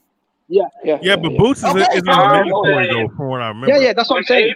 Hitch, that's what I'm saying. Earl and Ugas fight, and if neither one of them are going to fight for undisputed, whoever wins, they had some issue with making undisputed in the wintertime. Strip them, put all the belts on the line for Bud and Boots. Ugas will fight him. I think Ugas will fight him. Ugas will fight him. That's why I hope Ugas not Spence the fuck out. All that belt, or they going? That's all that's going to happen. I don't want the belts to go in the air. I want Boots to be able to fight for undisputed or fight for a title, for all the titles. I want all the marbles on the line with Boots and Bud. I don't want to hear about Earl. Ugas wins, he'll fight Spence. And I don't want to hear about Earl dropping titles. That's all I'm expecting that. You see what I'm saying? That's how I look at this situation. Bro, Ugas, Spence is waiting for Charlo to move up. Bro, Derek James already said, Derek James, his trainer, already said that they're not going to go up to 54 as long as Charlo's a champion. As soon as Jamal Charlo beats Castano, becomes undisputed, he's going to let the belts go. That's when Crawford's going to move up. He's hiding out in welterweight. So they don't want to go to 54, but Charlo's a champion. What I'm saying, yes, I think when Jamel beats Castano, if he does, he's going to move up. I believe that. And I believe Earl, if he fights Ugas in April, he's going to drop all those belts and they're gonna go on the head. They're gonna go to the zone. They're gonna go to Golden Boy. They're gonna go here. They're gonna go there. And then Boots, who already can get the motherfuckers. Errol's hiding out a lot away because Charlo's got all the belts at 54. He's not gonna be able to get him at all ever. I don't see them guys making a fight. I just don't. I don't think it's that character. That's we've seen it before already. So I see it repeat itself again and again. I think Ugas will fight him though. I think boxing 147 division is in the perfect position that at April, if Earl wins, don't move up. Let's get that undisputed. Boots is mandatory now that y'all know. Like Josh Taylor fighting Catterall, whoever went undisputed, like Boots. That's all I'm saying. No, I'm telling you right now. After he beats Ugas, he's to move up to 54. He's not gonna fight. He's not gonna fight Bud. He's the only reason he's not at 50. He would go up to 54 now. The reason why he's not at 54 is because Charlo's up there with the belts. That's why. So he's hiding out a lot away. As soon as Charlo moves up, Bud Spencer's the fuck off to 54 and claim, I'm too big for the weight, bro. I'm too big. The WBC, the IBF, and the WBA, right?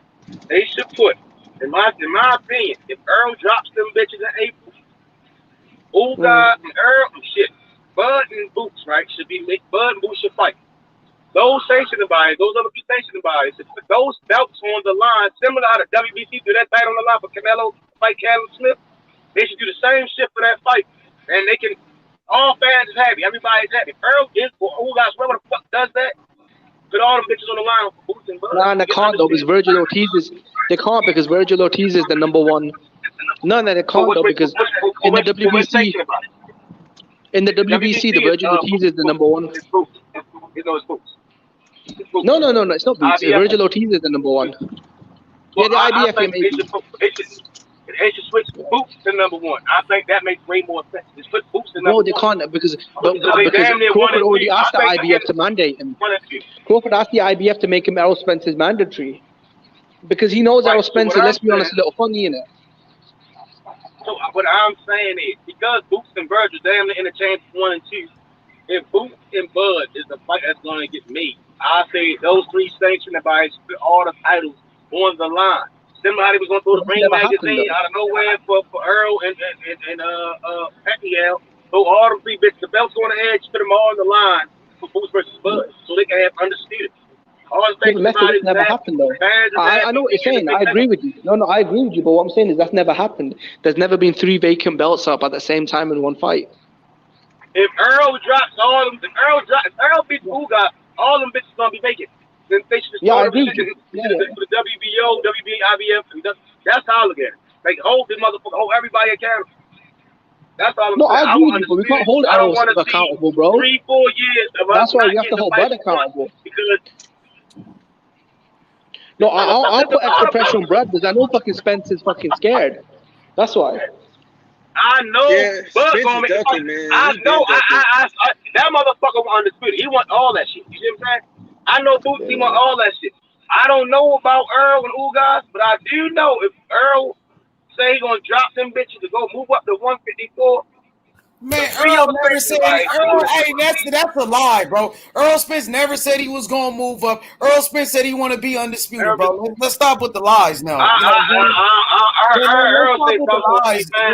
just stop with the lies. Earl Spence said he always said, "Let me clean up my side of the street." Earl Spence always said, "Let me clean up my side of the street, and we gonna get it on." You know, with that, hey, listen. Danny Garcia wasn't a champion, though. Why fight Danny Garcia, though? That's what I'm saying. If y'all in your head, y'all saying Earl Spence don't want to fight Crawford, so why the fuck Crawford just don't fight Boots then? I agree. I'm just saying, like, let me talk, my brother. If the fucking narrative is that Earl Spence don't want to fight, so why is he waiting on Earl Spence? If that's your narrative. It's not a narrative. It's fact. It's fact. I don't got to yell about it. I don't have to yell about it because Earl and all the belts go up in the air. I want to capitalize on my legacy, right? Why is he saying he want to fight Keith Thurman? Keith Thurman's a bigger name. Because Keith Thurman's a bigger name in it. That's why no one really knows this. Keith Thurman had a fucking belt. Keith Thurman ain't 43 years. What the fuck y'all talking about?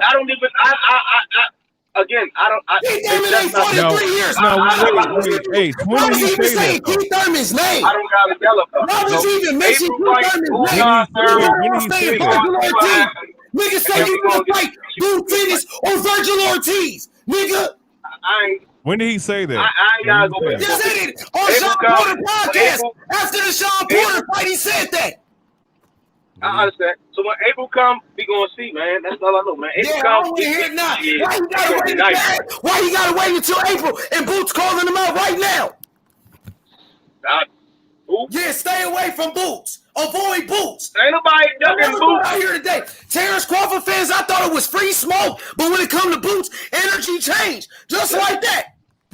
Hey, it's free smoke still. I tell you that right now. I want to see the fight, bro. I want to see it too. Boots called him out. Virgil called out Terrence. Virgil said he wanted Terrence. Hey, fuck it. Let's put the pressure on him, man. You know, that's all I'm doing. That's all I'm saying, bro. Fuck it, man. You know, if you want to see that fight, I agree with you, bro. It's either Virgil or Boots. Has to be one of them. Because Errol Spence was just making another excuse. First it was get a belt. So be realistic all across the board. Be realistic when it comes to Canelo. Be realistic when it comes to all of these fighters. Because when it comes to Terrence Crawford, you hold Terrence Crawford to a different standard. No. Yes, you do. I know Bud before Chris Madison. I know Bud before this mandatory in November. I can't even hear you, Lalo. Hold on. I can't hear you. Go ahead, Lalo.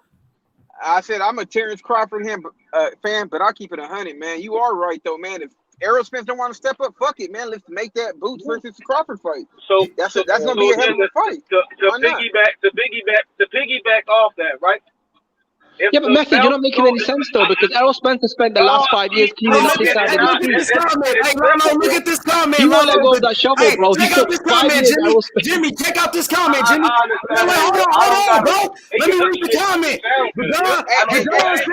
Hold on, bro. Let me read this comment, bro. The Don says, breaking news, Bud ducking the Young Bucks. No smoke for Virgil or Boots. Damn. That's the word. All right. Now we sound like LDBC. All right, cool. Now, so now, like I was saying, okay, the Don, I see how you feel. The Don ain't LDBC.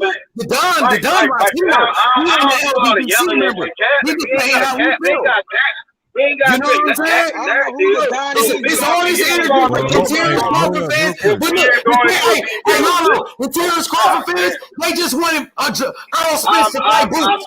The Terrence Crawford fans, they were just telling Earl Spence he needed to fight Boots. But now, Earl Spence fighting a unification with Ugas, now they have no energy for Crawford fighting Boots. Now the energy completely changed. That's fanboy. That's the real fanboy thing.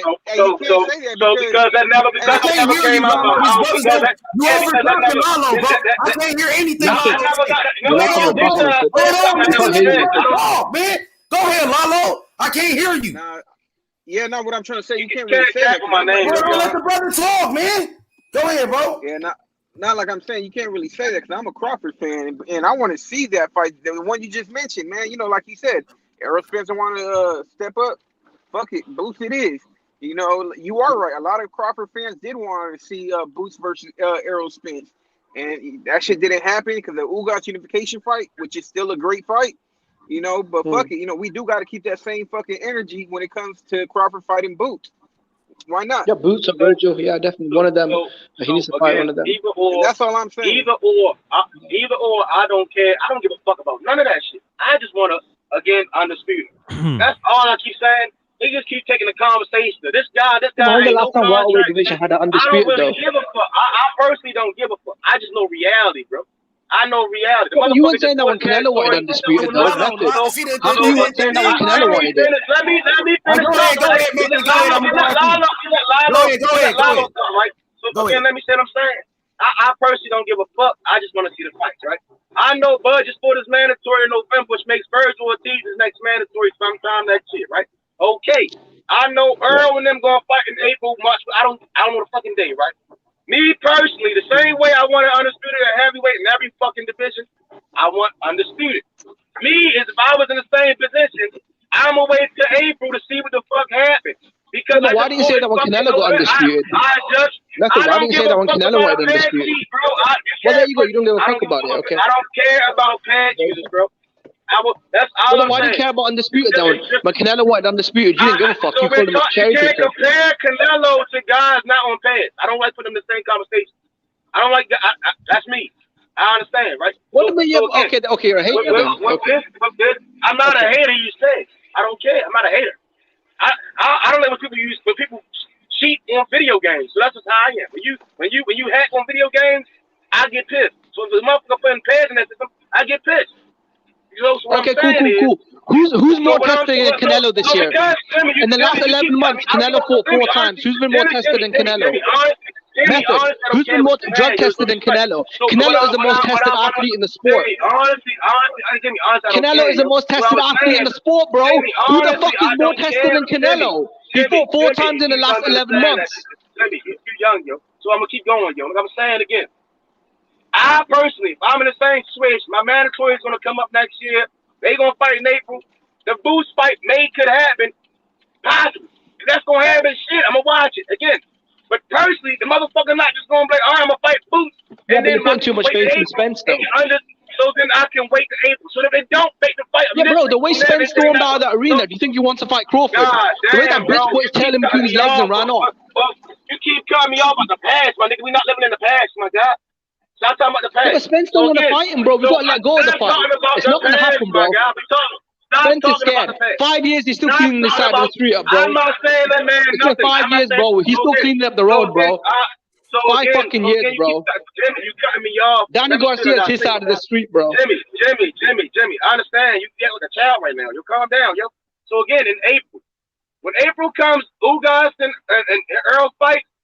If they say whatever they say, then 9 times out of 10 we will either get Boots and Bud, we might get Virgil and Bud, or possibly Keith and Bud, whatever the fuck. Because again, we want. I don't like these Spence fans want Bud to fight Boots, so Boots takes care of Errol's work. So now again, a lot of Spence fans want to fight because obviously they want Boots to take care of Spence's work in it. God damn, bro, you talk too fucking much about nothing, yo. So again, if Earl say he's gonna drop the belt's gonna go in the air, then damn, I definitely see Boots and Bud fighting next. Because it's the fuck, I'm not gonna keep playing the game. I'm just gonna fight this nigga, and that's it. Do you think Spence will fight? Do you think Spence wants to fight Bud Crawford? Be honest. Does Spence want to fight Bud? Be honest. It's been 5 years and he's still cleaning up his side of the street. I honestly don't think so. If he's advised to, I don't know. I honestly don't know from the back end when they talk about. He won't go. Spence is a pussy. Nah. He's scared of Crawford, man. It's been 5 years and he's still cleaning up his side of the street. Danny fucking Garcia is his side of the street, a fucking gatekeeper. I don't want to go into Danny Garcia is a welterweight gatekeeper. I don't want to be a fanboy in this situation. So again, hey, real quick, let me say something real quick. I'm gonna go to the fight, and that's it. That's all.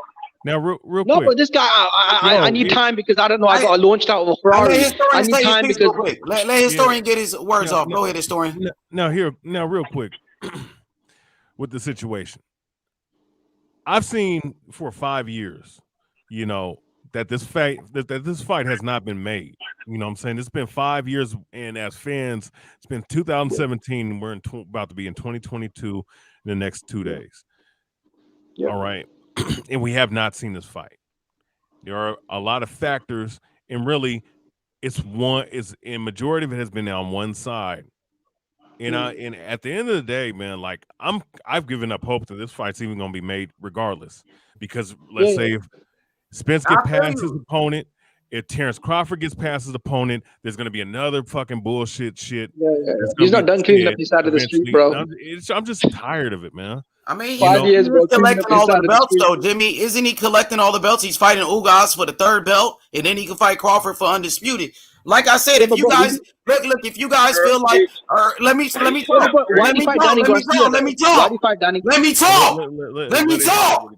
Now, if Earl Spence, according to y'all, don't want to fight Crawford, why Crawford just don't fight Boots? Now I'm seeing people in the chat saying, "Oh, let Crawford ruin his young ass," but y'all ain't saying that when Devin Haney wanted to fight Loma. Y'all wanted Devin Haney young ass to get a fight with Loma. Y'all wasn't saying Loma was going to ruin Devin Haney young ass. But all of a sudden, because it's Terrence Crawford and motherfuckers don't want to see Crawford fight Boots for whatever reason, now Boots is too young. No, hey, can I say something about that? Now, real quick. Let me say this story. That's not my problem if the nigga too young. He said he want to fight. He say he ready. He's the best available. So if he lose, I don't give a fuck. That's not my problem. I just want to see the best fight the best. And Boots, Jerron Ennis, one of the best. And Jerron Ennis, he's been calling out Terrence Crawford. Now you Terrence Crawford fans, keep that same energy. Now, H, I will say this, right? I would want to see the fight. Now, it doesn't matter about how young and what I don't. That's not my criteria of how motherfuckers get moved up. If you 26-0 and you've been in that weight division as long as you have been, you can go up and challenge yourself against the champion if you're in the top 10. Now, my thing is with this situation, all right, regardless of who's ducking, who's not ducking, Boots Ennis is not his immediate mandatory. He don't have a mandatory right now because Virgil Ortiz is about to fight somebody else. He has a voluntary defense of his belt. That means he could pick who he wants to fight. Yep. He could fight Boots Ennis next. Right. Thank you. So you proving my point, H. And this motherfucker ain't fought no time in the you know what I mean? He's never in the last 2-3 years he hasn't fought in the spring or the summer. He fights in the winter, yeah. So I know he's not going to sit there and say, more active. He got to fight more often anyway. That's not a good thing that the niggas fighting once a year. That's trash. Yep. No, I agree, man. I agree. Your opinion. It's not the 1970s, my guy. Canelo fighting Yildirim Chandler. Oh my God, Canelo fought 4 times, bro. Stop hating on Canelo. So again, for Canelo and his fans, right? Canelo fought 4 times. Right? So that's good for them. I personally didn't find any enjoyment in any of them. Caleb Plant, undefeated champion. Billy Joe Saunders, undefeated champion. Callum Smith, undefeated champion. I'm like, man, that shit what is it then? It wasn't value. Like quality over quantity. What is value then? What is value? That's what we doing. That's what's value? What we want, right? So my opinion, okay, who are your favorite fighters? Undisputed is the highest quality, right? At 147. I look at 168. Listen, you lucky I like Bud Crawford, bro. I started attacking right now. You fucking lucky I like Bud Crawford. There wasn't. Man, you lucky I like Bud Crawford, you know. You defended Bud Crawford, yeah, but you hated on Canelo. You lucky I like Bud Crawford. These motherfuckers are underpaid. And that's hey, the problem. Cue the guy's comment just real quick. Continue, Matthew. My bad. Yeah, well, I just wanted to bring this part. Fucking Matthew, what's so special about Sean Porter? Billy Joe's a fucking way better fighter than Sean Porter, bro. Sean Porter went undefeated. Sean Porter didn't even have when Sean Porter unified against Errol Spence, that was Keith Thurman's fucking belt out of the fucking bin. Now, Sean Porter and Danny Garcia, Keith Thurman's fucking leftovers, fought for his vacant belt. That's how Errol Spence became unified. Now, real quick, can I say this, Jimmy, real quick? Q the guy did bring up something. I just want to mention it, and you guys can continue.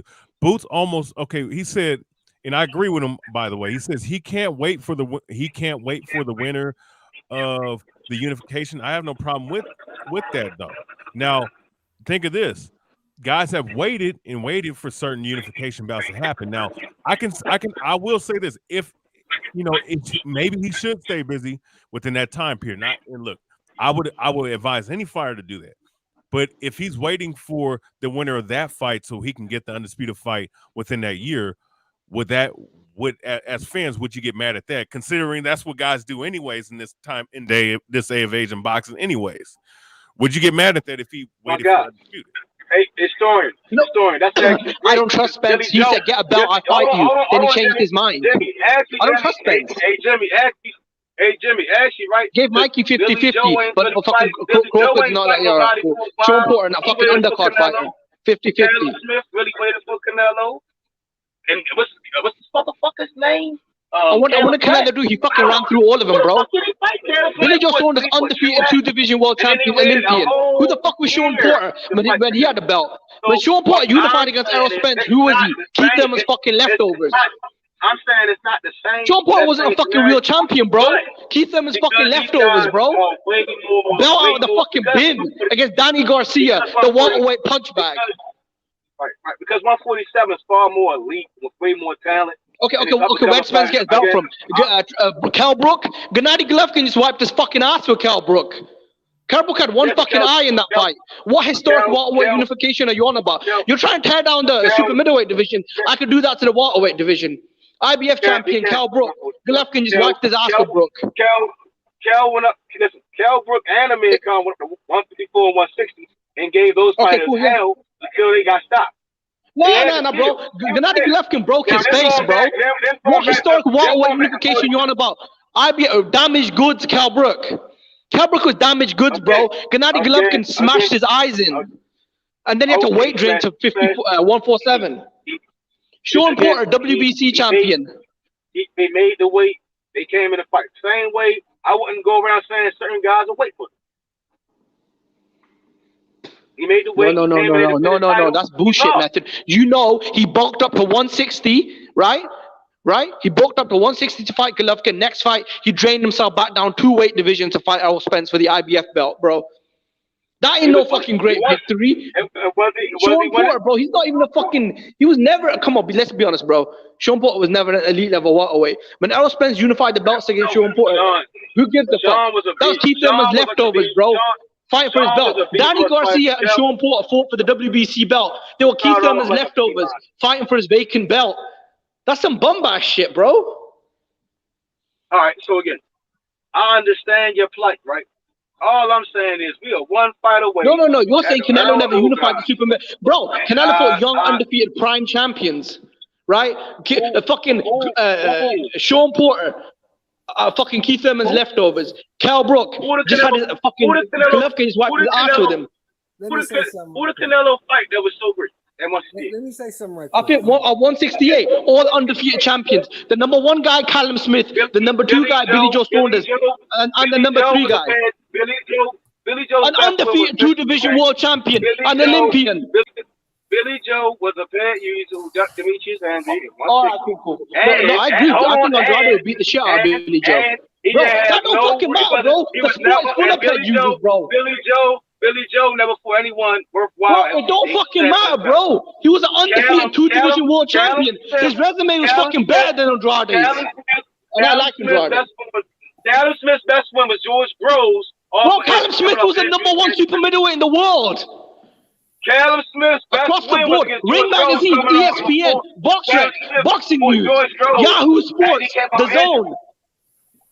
And Caleb Plant was getting his ass tore up by Wuskagi middle round. And Caleb Plant he was coming off an injury. He won't be telling. Okay, but what great welterweight fighters do we have? What great welterweights? Errol Spence, a dude that if he isn't getting ejected out of his Ferrari, he's getting fucked up in sparring, right? What are his great wins? Danny Garcia, fucking gatekeeper. Sean Porter, glorified loser. Ugas, no one even knows who the fuck that is. Hey, Jimmy, let me add this to you, though. Hey, Jimmy, let me add this point, though, real quick. When I look at Keith Thurman's record, real quick, bro, over 2 years and he was 50. Who gives a fuck? Hey, think of this, though, Jimmy. Most fans see him as a journeyman. Hey, think of this, though. Thurman and Errol Spence's record is really comparable because they have the same amount of fights, or damn near the same amount of fights, in the same level of competition. Only Errol Spence has been a little bit more consistent the last couple of years. But if you look at the volume, Mikey Garcia, bro, got beat by a bum in his last fight. No. Yeah, sorry, go ahead, historian. I thought Method was talking. No, I'm done. No, bro, I agree with you. Keith Thurman's resume is very comparable to Errol Spence. Both guys are 2-time welterweight champions, and both guys' best wins are Sean Porter and Danny Garcia. They're very comparable. Errol Spence has never done anything historic in the division. IBF champion Cal Brook, right after Gennady Golovkin wiped his dirty ass with Cal Brook. Let's drain him 2 divisions down. Does he have? Danny Garcia, okay, you outboxed Danny Garcia. A fucking gatekeeper, Mauricio Herrera has done that. Big wow. Who else? Let me say something right quick. Sean Porter, split decision, great. Can I say something right quick? You got it, bro. Errol Spence has never beaten an elite level welterweight. Ugas is not considered an elite level welterweight. Let me say something right quick. Now let Sheldon talk to him. Now, I've been listening to y'all for about 20 minutes, man. But you know, fucking method, man. Not giving Canelo credit, but give everyone else credit. Fucking bum Here's the point. This is what you guys. Dick Rice, Tank Davis for his regular belts. Is there money? Let's Sheldon say what he got to say. Hold on. Let him talk, bro. Sorry, I'm on a lag. Sorry. My stream's lagging. Right. Okay, there you go. Hold on. Here's what y'all missing. The whole point y'all missing. He's 34 years old, right? So waiting around probably isn't the best thing. Now, he gonna have to take a fight in the next 3-4 months. Is there money in a Boots fight right now? Or is there more money in a Taylor fight? There's way more money in the Taylor fight because, especially if Bud comes to the UK, that'll sell out a soccer stadium, and it'll be pay-per-view in America and in the UK. So that's like a double pay-per-view. So that's my point. The accolades are there. You said, and also Taylor's the top 5 pound for pound. Yeah, Bud's exactly. just basically a contender in it. Boots is just a contender. Yeah. Taylor's a undisputed champion, top 5 pound for pound. They said he couldn't beat Porter. He stopped him. So the accolades are there. It's obvious. It should be obvious to everyone that Errol don't want to fight. He could have chose Bud. He went another direction. Yeah, 5 years. He's still cleaning up his side of the street. Mikey Garcia's his side of the street, bro. Danny Garcia, a fucking gatekeeper. He can't fucking. Mikey's lost his last fight to a fucking bum. So tired of this Mikey hype, man. Here's the thing. Regis Progress would have put Mikey Garcia in a fucking body bag. Taylor has to beat Catterall, right? Once he beats Catterall, he's going to move up. When he moves up, the next fight is probably going to be Crawford. Spence is going to fight Ugas. Yeah, but bro, Crawford can't wait that long, bro, because he's going to fight Catterall in February, right? So after that, March, April, May, June, July. Fighters only fight twice a year. Listen, he just fought in November. Yeah. If Taylor wins in February, he'll be ready to fight again in August or September. No, but that's his first fight a while away, though. I think he'll need a big trend. No, I don't think that fight can happen because think about it, right? After that fight, they're going to fight in what, March? They're going to fight in March, bro. Taylor and Catterall are going to fight in March. Oh, they moved it to March? I thought it was February 26th. No, but because boxing in the UK, because of they're going to go into lockdown again. They cancelled it. Yeah, so March. So after that fight, after Spence wins, if he wins, Spence should be ready to go again if he's not injured in September, October. Either he fights Bud or Bud fights Taylor. That's how I see this shit playing out. In October, September, October. My thing is, I want Bud to fight in May because he fought in November last time. So I want him to fight in either April or May, maybe June. And by that, between May to June, Bud should fight again if he wants to be active. But if he fights again, he can't fight Taylor or Spence. He'll probably fight an Abbott or somebody like that. He'll fight somebody like that. He's not fighting Boots. That Boots fight's not happening. Number one, there's no money in it.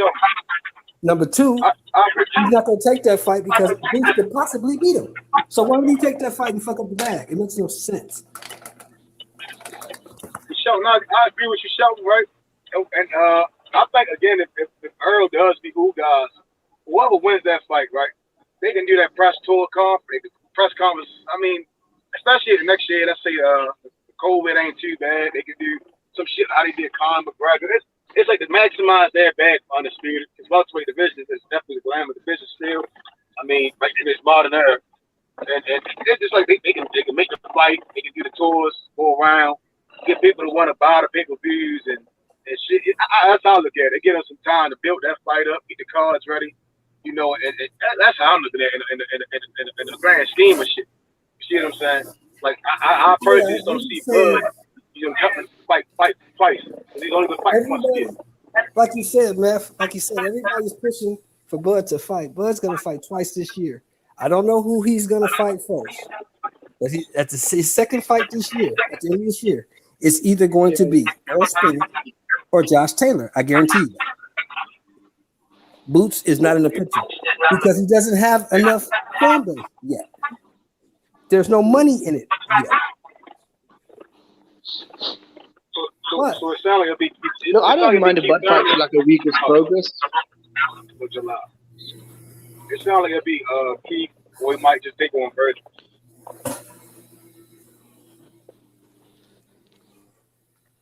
That's what I think. I think you would keep a Virgil. He'll have to go to the zone. He'll have to go to the zone. Yeah, I think if he fights twice, it'll be a Keith. Method, in the last 12 months, who's fought more than Canelo? Well, the top fighters. Who's more tested than Canelo? Canelo's the most tested athlete in the sport. Method is the bitch. Jimmy, there's no way anyone, no matter what I want to say, I would never be a Canelo fan. Again, so it's okay for everyone else to be undisputed. Listen, it's bad. Are you a fan of Roy Jones? Are you a fan of Roy Jones? I'm a Bernard Hopkins. Are you fan of Evander Holyfield? Method is a bitch, and he's a casual boxing fan. Are you fan of Shane Mosley or Evander Holyfield? Who? Are you fan of Evander Holyfield Holyfield? never popped dirty. Holyfield never popped dirty. If you say so, okay. So it wasn't mentioned. No, I'm pretty sure he was busted using HG. Method. Bro, there was no testing in the fucking 80s, bro. There wasn't any drug testing in the 80s. Method. Method, who is more drug tested than Canelo? Did Canelo pass the hair follicle test, yes or no? Method, well, did why you Canelo being pass a the hair bitch, follicle bro? test, yes or no? Canelo got cheese, man. It ain't nothing you can tell. Method, I know what you think about Canelo, bro. Why did the WBC why clear you him if he always cheated? being a bitch, bro? WBC is biased. What are we talking? Did Canelo pass the hair follicle test? Did Canelo pass the hair follicle test? Yeah. Method, let's forget your bitch ass emojis. Why Let's get Method the facts. ignoring me, The man? facts are Canelo passed the hair follicle test and Canelo signed to year-round drug testing. Canelo is not on that, man. Y'all Okay. Let's put that to the side, yeah. Okay, let's put that to the side. He's undisputed. That's what you said you want out of boxing. So why weren't you happy when Canelo did it? Say that again. Why weren't you happy when Canelo did it? I mean, what's so deep about the welterweight division? I mean, you got fucking Cal Brooks there. But he not Caleb flying out. You know, salute to Canelo. Hey, yo, Method, stop being a bitch, man. That's all, The man. Billy Joe win was better. Bro, Billy Joe's resume is fucking better than Sean Porter's. It's better than Cal Brooks. You gotta keep it real, It's better Method, than Errol and Spence's, stop bro. being a bitch, man. Billy ain't fought nobody. All right, he hadn't fought already. Okay, let me see. He beat Andy Lee for the title. He beat undefeated Chris Eubank Jr. He beat David Lemieux. He beat Willie Monroe. Method. What the fuck are you even on about, Method? My boy, Isaac Cruz. He beat John kicked the Ryder. fuck out of fucking your boy Tank Davis. What you gonna do about it? Exactly, fuck you out here dick riding Tank Davis, baby belts, fighting Isaac Cruz. Most people think Isaac Cruz is a fucking bum. A 21-year-old Isaac Cruz, bro, flossed his fucking teeth with Gervonta Stung, Exactly, bro. Yeah, no. Most people think I Isaac thought it Cruz was is a a draw, fucking man. I ain't gonna bum. lie. I don't give a fuck about Isaac Cruz. Right, bro? I really Right, thought bro, it was like a Tank draw, Davis. man. To be honest with you, and really, I'm gonna be honest with you. Tank The had that fact boy. that Tank had that boy on lockdown. That boy was getting shut down. Man. You love that shit. You love those No, regular no, belts, the don't you? only You love those fucking was baby the other belts. way around, bro. Method, you love those fucking baby belts, don't you? Isaac Fighting Cruz bomb was after blocking a lot bomb. of those punches, bro. I don't know about that, man. He was blocking. Who? Y'all not about to sit here and say Isaac Cruz. Method, you're the same fucking bitch that said Charlo shouldn't fight Andrade because it's not a smart business move. That's the type of dude you are, Method. You out of order. You out of order. Show yourself. Show yourself. And that's right, pussy. But again, and then you better keep your tone in check with me. You're fucking running your mouth on the panel, threatening dudes. You don't ever speak up against me, but you know I'll slap the shit out of He's you. not a pay-per-view star. I'll fly you out to London. Nor he's a fucking killer, bro. Isaac Cruz kicked that kid's ass bad, bro. You should have seen him run Most away people think from Tank lost Isaac to a Little fucking Cruz, bomb. bro. Innit? Method, do you have a problem when Floyd Mayweather got caught shooting up IVs in his living room? Method, do you have a problem with that? Gervonta, Tinkerbell. Why did Floyd Mayweather break VADA protocol? Method, why did Floyd Mayweather break VADA protocol when he was shooting up IVs in his living room? What the fuck was he trying to mask? Method, why was he trying to flush his system out? Method, why was Floyd Mayweather trying to flush his system out? Why y'all so loud? Why y'all yelling? Method, why did Floyd break VADA protocol? Method, why did Floyd Mayweather get caught in his living room shooting up IVs? Why did he break the VADA protocol? It's 30 minutes. When I get off 30 minutes, why did fucking Charlo almost get his ass knocked out by fucking forgot his fucking name? What was this kid's name from Mexico? Exactly. What the fuck was Floyd flushing the system out? You know, what the fuck was he trying to hide? What was this kid? And I heard he failed the test as well, and that was covered. Fuck, his recent fight with Charlo that he did in fucking Houston. Fuck, I forgot. No, he failed. I think he failed the test. Oh, twice, that's man. LT. Yeah, that's LT. You dirty fat fuck. Hey, LT, fuck you, man. Stop being a bitch. LT, where the fuck you been at? Why did LT, Charlo almost LT, get his ass kicked, bro? You jerk ball. LT been hiding and shit. I ain't seen LT in about 5 years. Yeah, man, how you been, bro? I'm working on these trucks, man. I'm damn near break my fingers every day. I'm doing all right. That's good. Hey, bro, what you think about Puncher getting exposed, bro? What you think about that, bro? Hey. Oh, I gotta take my Bluetooth off. So when I tell everybody the shit, everybody look at me like I'm crazy. But now because it finally comes to light, why did Floyd get busted flushing it out his system? Yeah, Why did Floyd break VADA I protocol? told you motherfuckers. But why did he break VADA protocol? Method, I'm asking you a question. Why did Floyd Mayweather break VADA protocol when he's flushing the system out using excessive IVs? What the fuck was he trying to hide? Jimmy, you got dope in your veins, Jimmy. Answer my question, Don't pussy. Don't worry about what Floyd got. No, but you out here fucking dick riding Floyd Mayweather on the last stream. You out here dick riding Floyd Mayweather on the last stream. I'm asking you a question. No, Method. I'm asking you a question. See, now he's gonna duck the question because he knows the truth. No, he ain't getting exposed. Why did Floyd Mayweather? Why did he get busted in his living room? It's only exposed if y'all ain't know. I don't know how everybody know that shit. Method, I'm asking you a question. No, I'm asking you a question. Method, why don't we answer the question? Why did Floyd Mayweather break VADA protocol? Why was he flushing the system out, Method? What was he trying to hide? The last I checked, Floyd Mayweather does not suffer from blood poisoning. Was it Figueroa? Yeah, what Figueroa? Why was he flushing the system out, Method? Why was he using excessive IV? A masking agent. How come fucking Big Charlo almost get knocked out by fucking Figueroa, bro? How did that happen? Huh? Wait, Omar. Method, answer the question. Why did Floyd Mayweather break VADA protocol? Why was he flushing the system out? Jimmy, the UK needs to invest in the dentist. I don't know what the fuck going on with y'all teeth. That's what the fucking answer to the question is.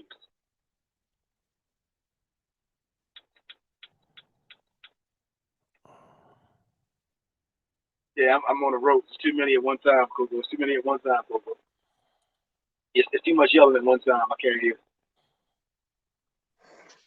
What? Why did fucking what was this guy? Fuck, I forgot his name. Big Charlo almost get his ass knocked out by fucking Figueroa. Method, you cokehead. Answer the question. Why did Floyd Mayweather get busted using illegal IVs? Why did he break VADA protocol? What was he trying to flush out the system? Shout out Method, to I'm asking you a Ignacio. LT is drunk and Jimmy out the cut. Listen, pussy, why you ducking the question? Like, this is why you're a pussy little bitch. You ain't answering the question. Listen, faggot, answer the question. Why did Floyd Mayweather break VADA protocol? Y'all don't know why y'all still let 11-9 get up in this shit. No, I'm asking you a question. Why did Floyd Mayweather break VADA protocol? Why was he trying to flush his system out? Method, why was he trying to flush his system out? Listen, Floyd is in the Hall of Fame. No PD. Well, no, I'm asking you a question. Method, come on. You say you're an intelligent guy, yeah?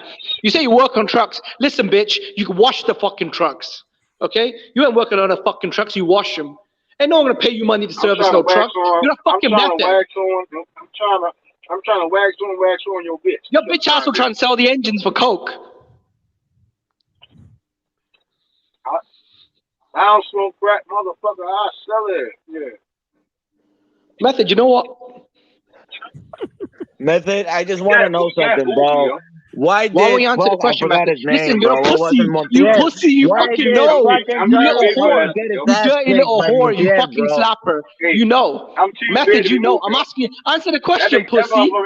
Why did Floyd Mayweather break VADA protocol? Why did Floyd Mayweather break VADA protocol? Why was he caught using illegal IVs? Why was he trying to flush the system? Y'all too wild, man. I'm still on the clock. Just answer the question, then. Wild, man. Method, answer the question. Man, bro, what's your name? Why did Floyd Mayweather get busted using illegal IVs? He owes me $20 from the Canelo fight that he lost the bet. He's never paying me back. Don't worry, I'll send his wife around yours and she'll pay his debt off. Me and Method's wife were cool. I'll send it to you. Who lost the bet with Canelo? You did. Who lost the bet with Canelo? You picked Caleb Plant. You did. You picked Caleb Plant. You did, Method. Stop that shit, LT. I ain't never in my life bet you, LT. Hey, bro, why did what was it? Fucking Charlo get his ass kicked by Montiel, bro? What happened? Hey, Montiel came in that bitch ready to go, yo. That was probably the best I've seen Montiel fight. LT, give me a second. LT, give me a second with Method. Yeah? Method, why was Floyd Mayweather busted using illegal IVs? You want to answer? Why won't you answer the question? Forget everyone else. We're talking about Floyd Mayweather. Why was he caught using illegal IVs? You know Method. Excessive IVs, yeah? I thought you had a problem with drug users. I thought you out here dick riding, Floyd. Jimmy. You would never in your life heard me say I'm a Floyd Mayweather fan. You've never heard me say that. Why were you dick riding him yesterday on the panel defending him? Now look, When I question his resume, that he fights flyweight fighters. He likes the dick ride, bro. That's his thing, bro. I'm telling y'all got like 20 minutes. When that 10 o'clock hit, I'm going to be on y'all ass. I'm telling y'all. I'm going to be in my car. I'm going to talk. Watch. I got my notepad. It's LT. Then you got motherfucking, what's the motherfucking Jimmy? I'm going to cook the shit out y'all. Bro, get the fuck out of here, bro. I ain't got 20 minutes, man. That's Mr. Jimmy to you. Hey, you got 20 minutes of your drunk ass, bro. That's all I'm saying, Method. Like, you out here, you're asking questions. Ain't got 20 minutes, bro. Everyone on this panel on the chat knows. I've asked Method about 100 times. Why did Floyd Mayweather get caught busted using? Why was Floyd Mayweather using excessive IVs? I just answered the question. I watched Floyd wash Manny Pacquiao for 12 rounds. I don't know what you're talking about. No, I didn't watch Manny Pacquiao. That was like an 8-4-5. Okay. His own dad was saying, Floyd, stop running. Stand your ground and fight with Pacquiao. Shut the fuck up, man. You don't watch Pacquiao. I know nothing about Method was retiring from truck driving. He told him to stop running because he's losing the round. Hold on. Method was retiring from truck driving. Method, hold on. Method was retiring from the only truck time Floyd driving. stuck his gun is in the prison showers. All his fucking life to prison for beating up his bitch. on fucking Caleb Plant, and he fucking lost. Now he's back to truck driving 24/7. He's not driving trucks, bro. He's fucking washing them. You really think someone let him work on trucks? This guy's a fucking known method. I'm surprised they trust him with a fucking soap and water. Hey, Jim, you need to get your jokes together. That shit corny. Somebody's going to 7-Eleven. No, my last joke was in your wife's mouth. Hey, Method, my last joke was in your wife's mouth. I'm going to leave my next joke in your wife's ass. Method, what's your sidekick? Fucking Rich and fucking Ty. What were your sidekicks? Method, you picked Wilder to win. Didn't we make a bet? Hey, several months ago, we made a bet. I'm at a site right now, and they loud as shit cussing. They're going to get me fired, man. I got to watch the words, man.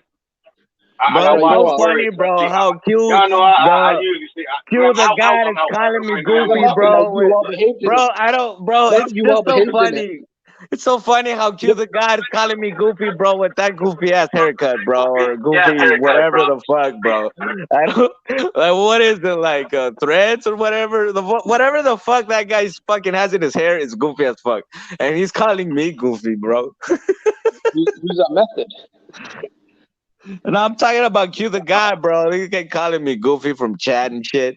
That guy has like the goofiest fucking haircut I've ever seen, bro. Like, have you guys seen Rugrats? The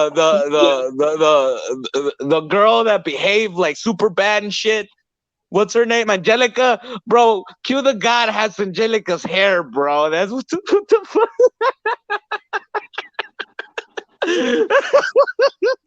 That was my shit back. I used to watch Rugrats a lot back in the day.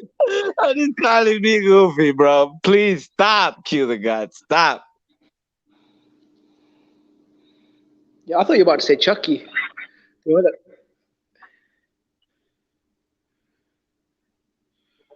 Hey, relax, Angelica. Relax. It's just a joke, Angelica. Keep it cool. Keep it cool. I ain't gonna cam up for you, bro. Relax, Angelica. What was this? Q want the smoke with you?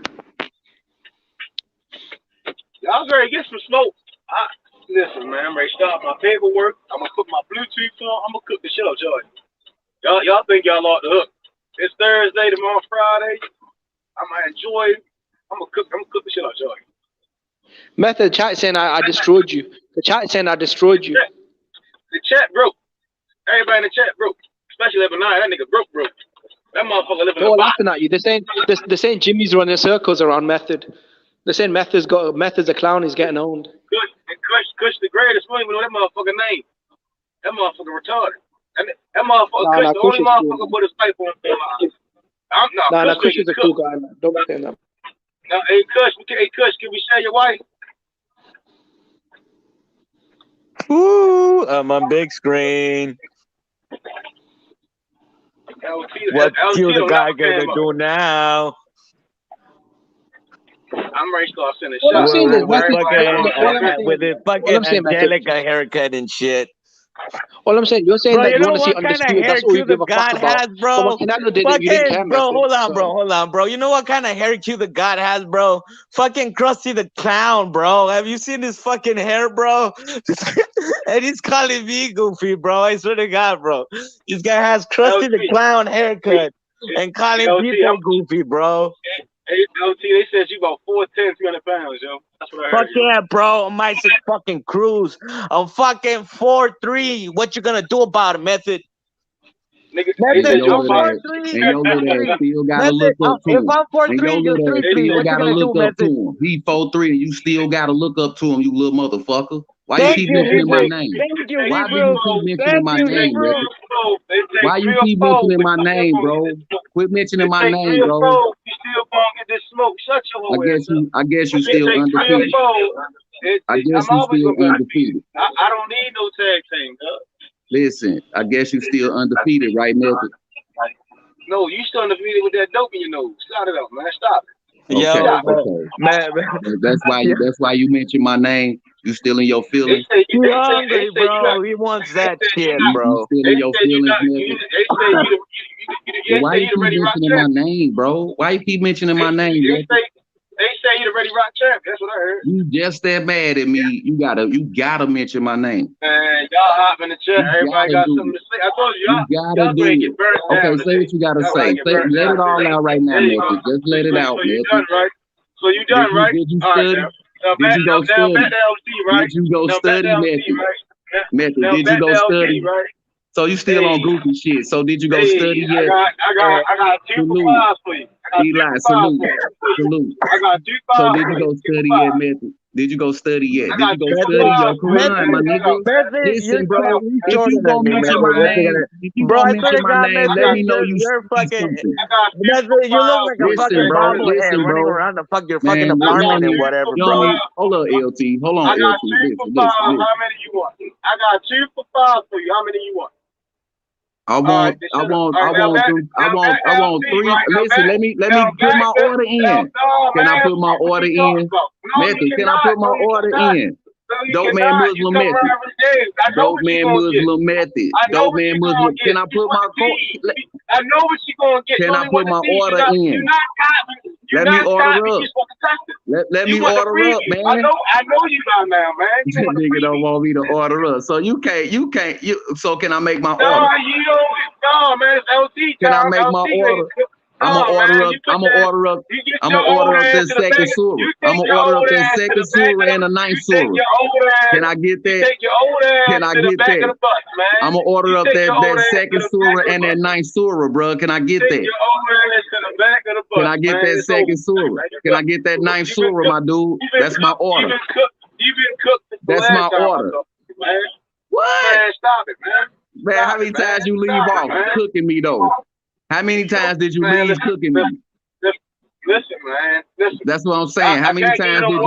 Let's be for real. I can't give you no more freebies, man. There ain't no more freebies, man. You got Herman Bite. Oh, I got that one off. I got that one off, Method. I got that one off, I got that one off. Hey, what's up, man? What you arguing for? Hey, man, listen, little brother. TBH, I exposed the hell out this nigga. I exposed the hell out this nigga. Everybody know this nigga is not no Muslim, bro. Everybody know. Everybody know this nigga fake as hell, man. That's why he mad at me, BH. That's why he keep mentioning my name, because he ain't never heard them surahs out his own book, bro. I checked him with his own book. He mad at me. The truth don't need no disguise. That old dumb motherfucker. Listen to him. Watch this. Look, listen to him. Did you drop off that delivery yet, you little motherfucker? That's why you had a hard time and your back broke because all them damn tools and wrenches is bigger than your ass. You little motherfucker. No, Yeah, no shit, nigga. You know that's the truth. Why do you keep trying to come up against me, man? Why you say my name? Why you say my name? Why every time I come around? Why did you say my name? Like you knew I was gonna come on here. Every time I come around, y'all got every time I come around, niggas got my name in that mouth. What's up with y'all? You said y'all like my You style, just looked at the chat and saw my name and said it, bro. I know. You a fan, man. You a groupie, nigga. You a groupie, nigga. You a Lebanese Hebrew groupie, my nigga. You a groupie, my nigga. Method, you a groupie, dude. You a fanboy, Hebrew. You a Hebrew fan. You method. Just be who you are. You're not no Muslim. You an Israelite.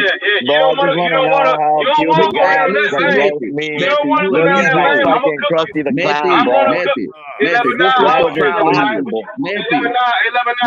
how much money you a Hebrew, Method. You a Hebrew. You're not no Muslim.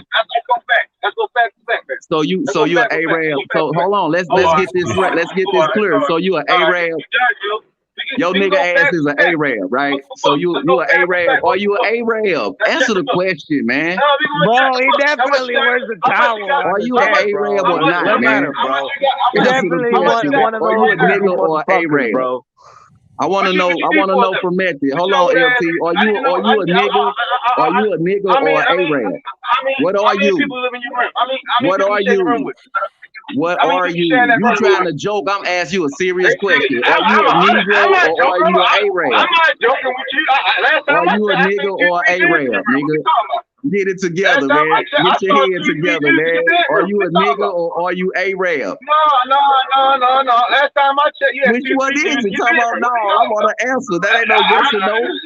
That ain't no yes or no question, I nigga. never seen no video with 2-3 dudes in the bedroom. Man, listen, man. Why you can't answer that simple question? Are you a nigga or is you an Arab? You ain't going to tiptoe around that, buddy. Hey guys, give me a second. Give me a second, bro. You don't know. Give me a second. Give me a second, real quick. Give me a second. Give me a second, real quick, man. Real quick. Hey, just like you said, Chris.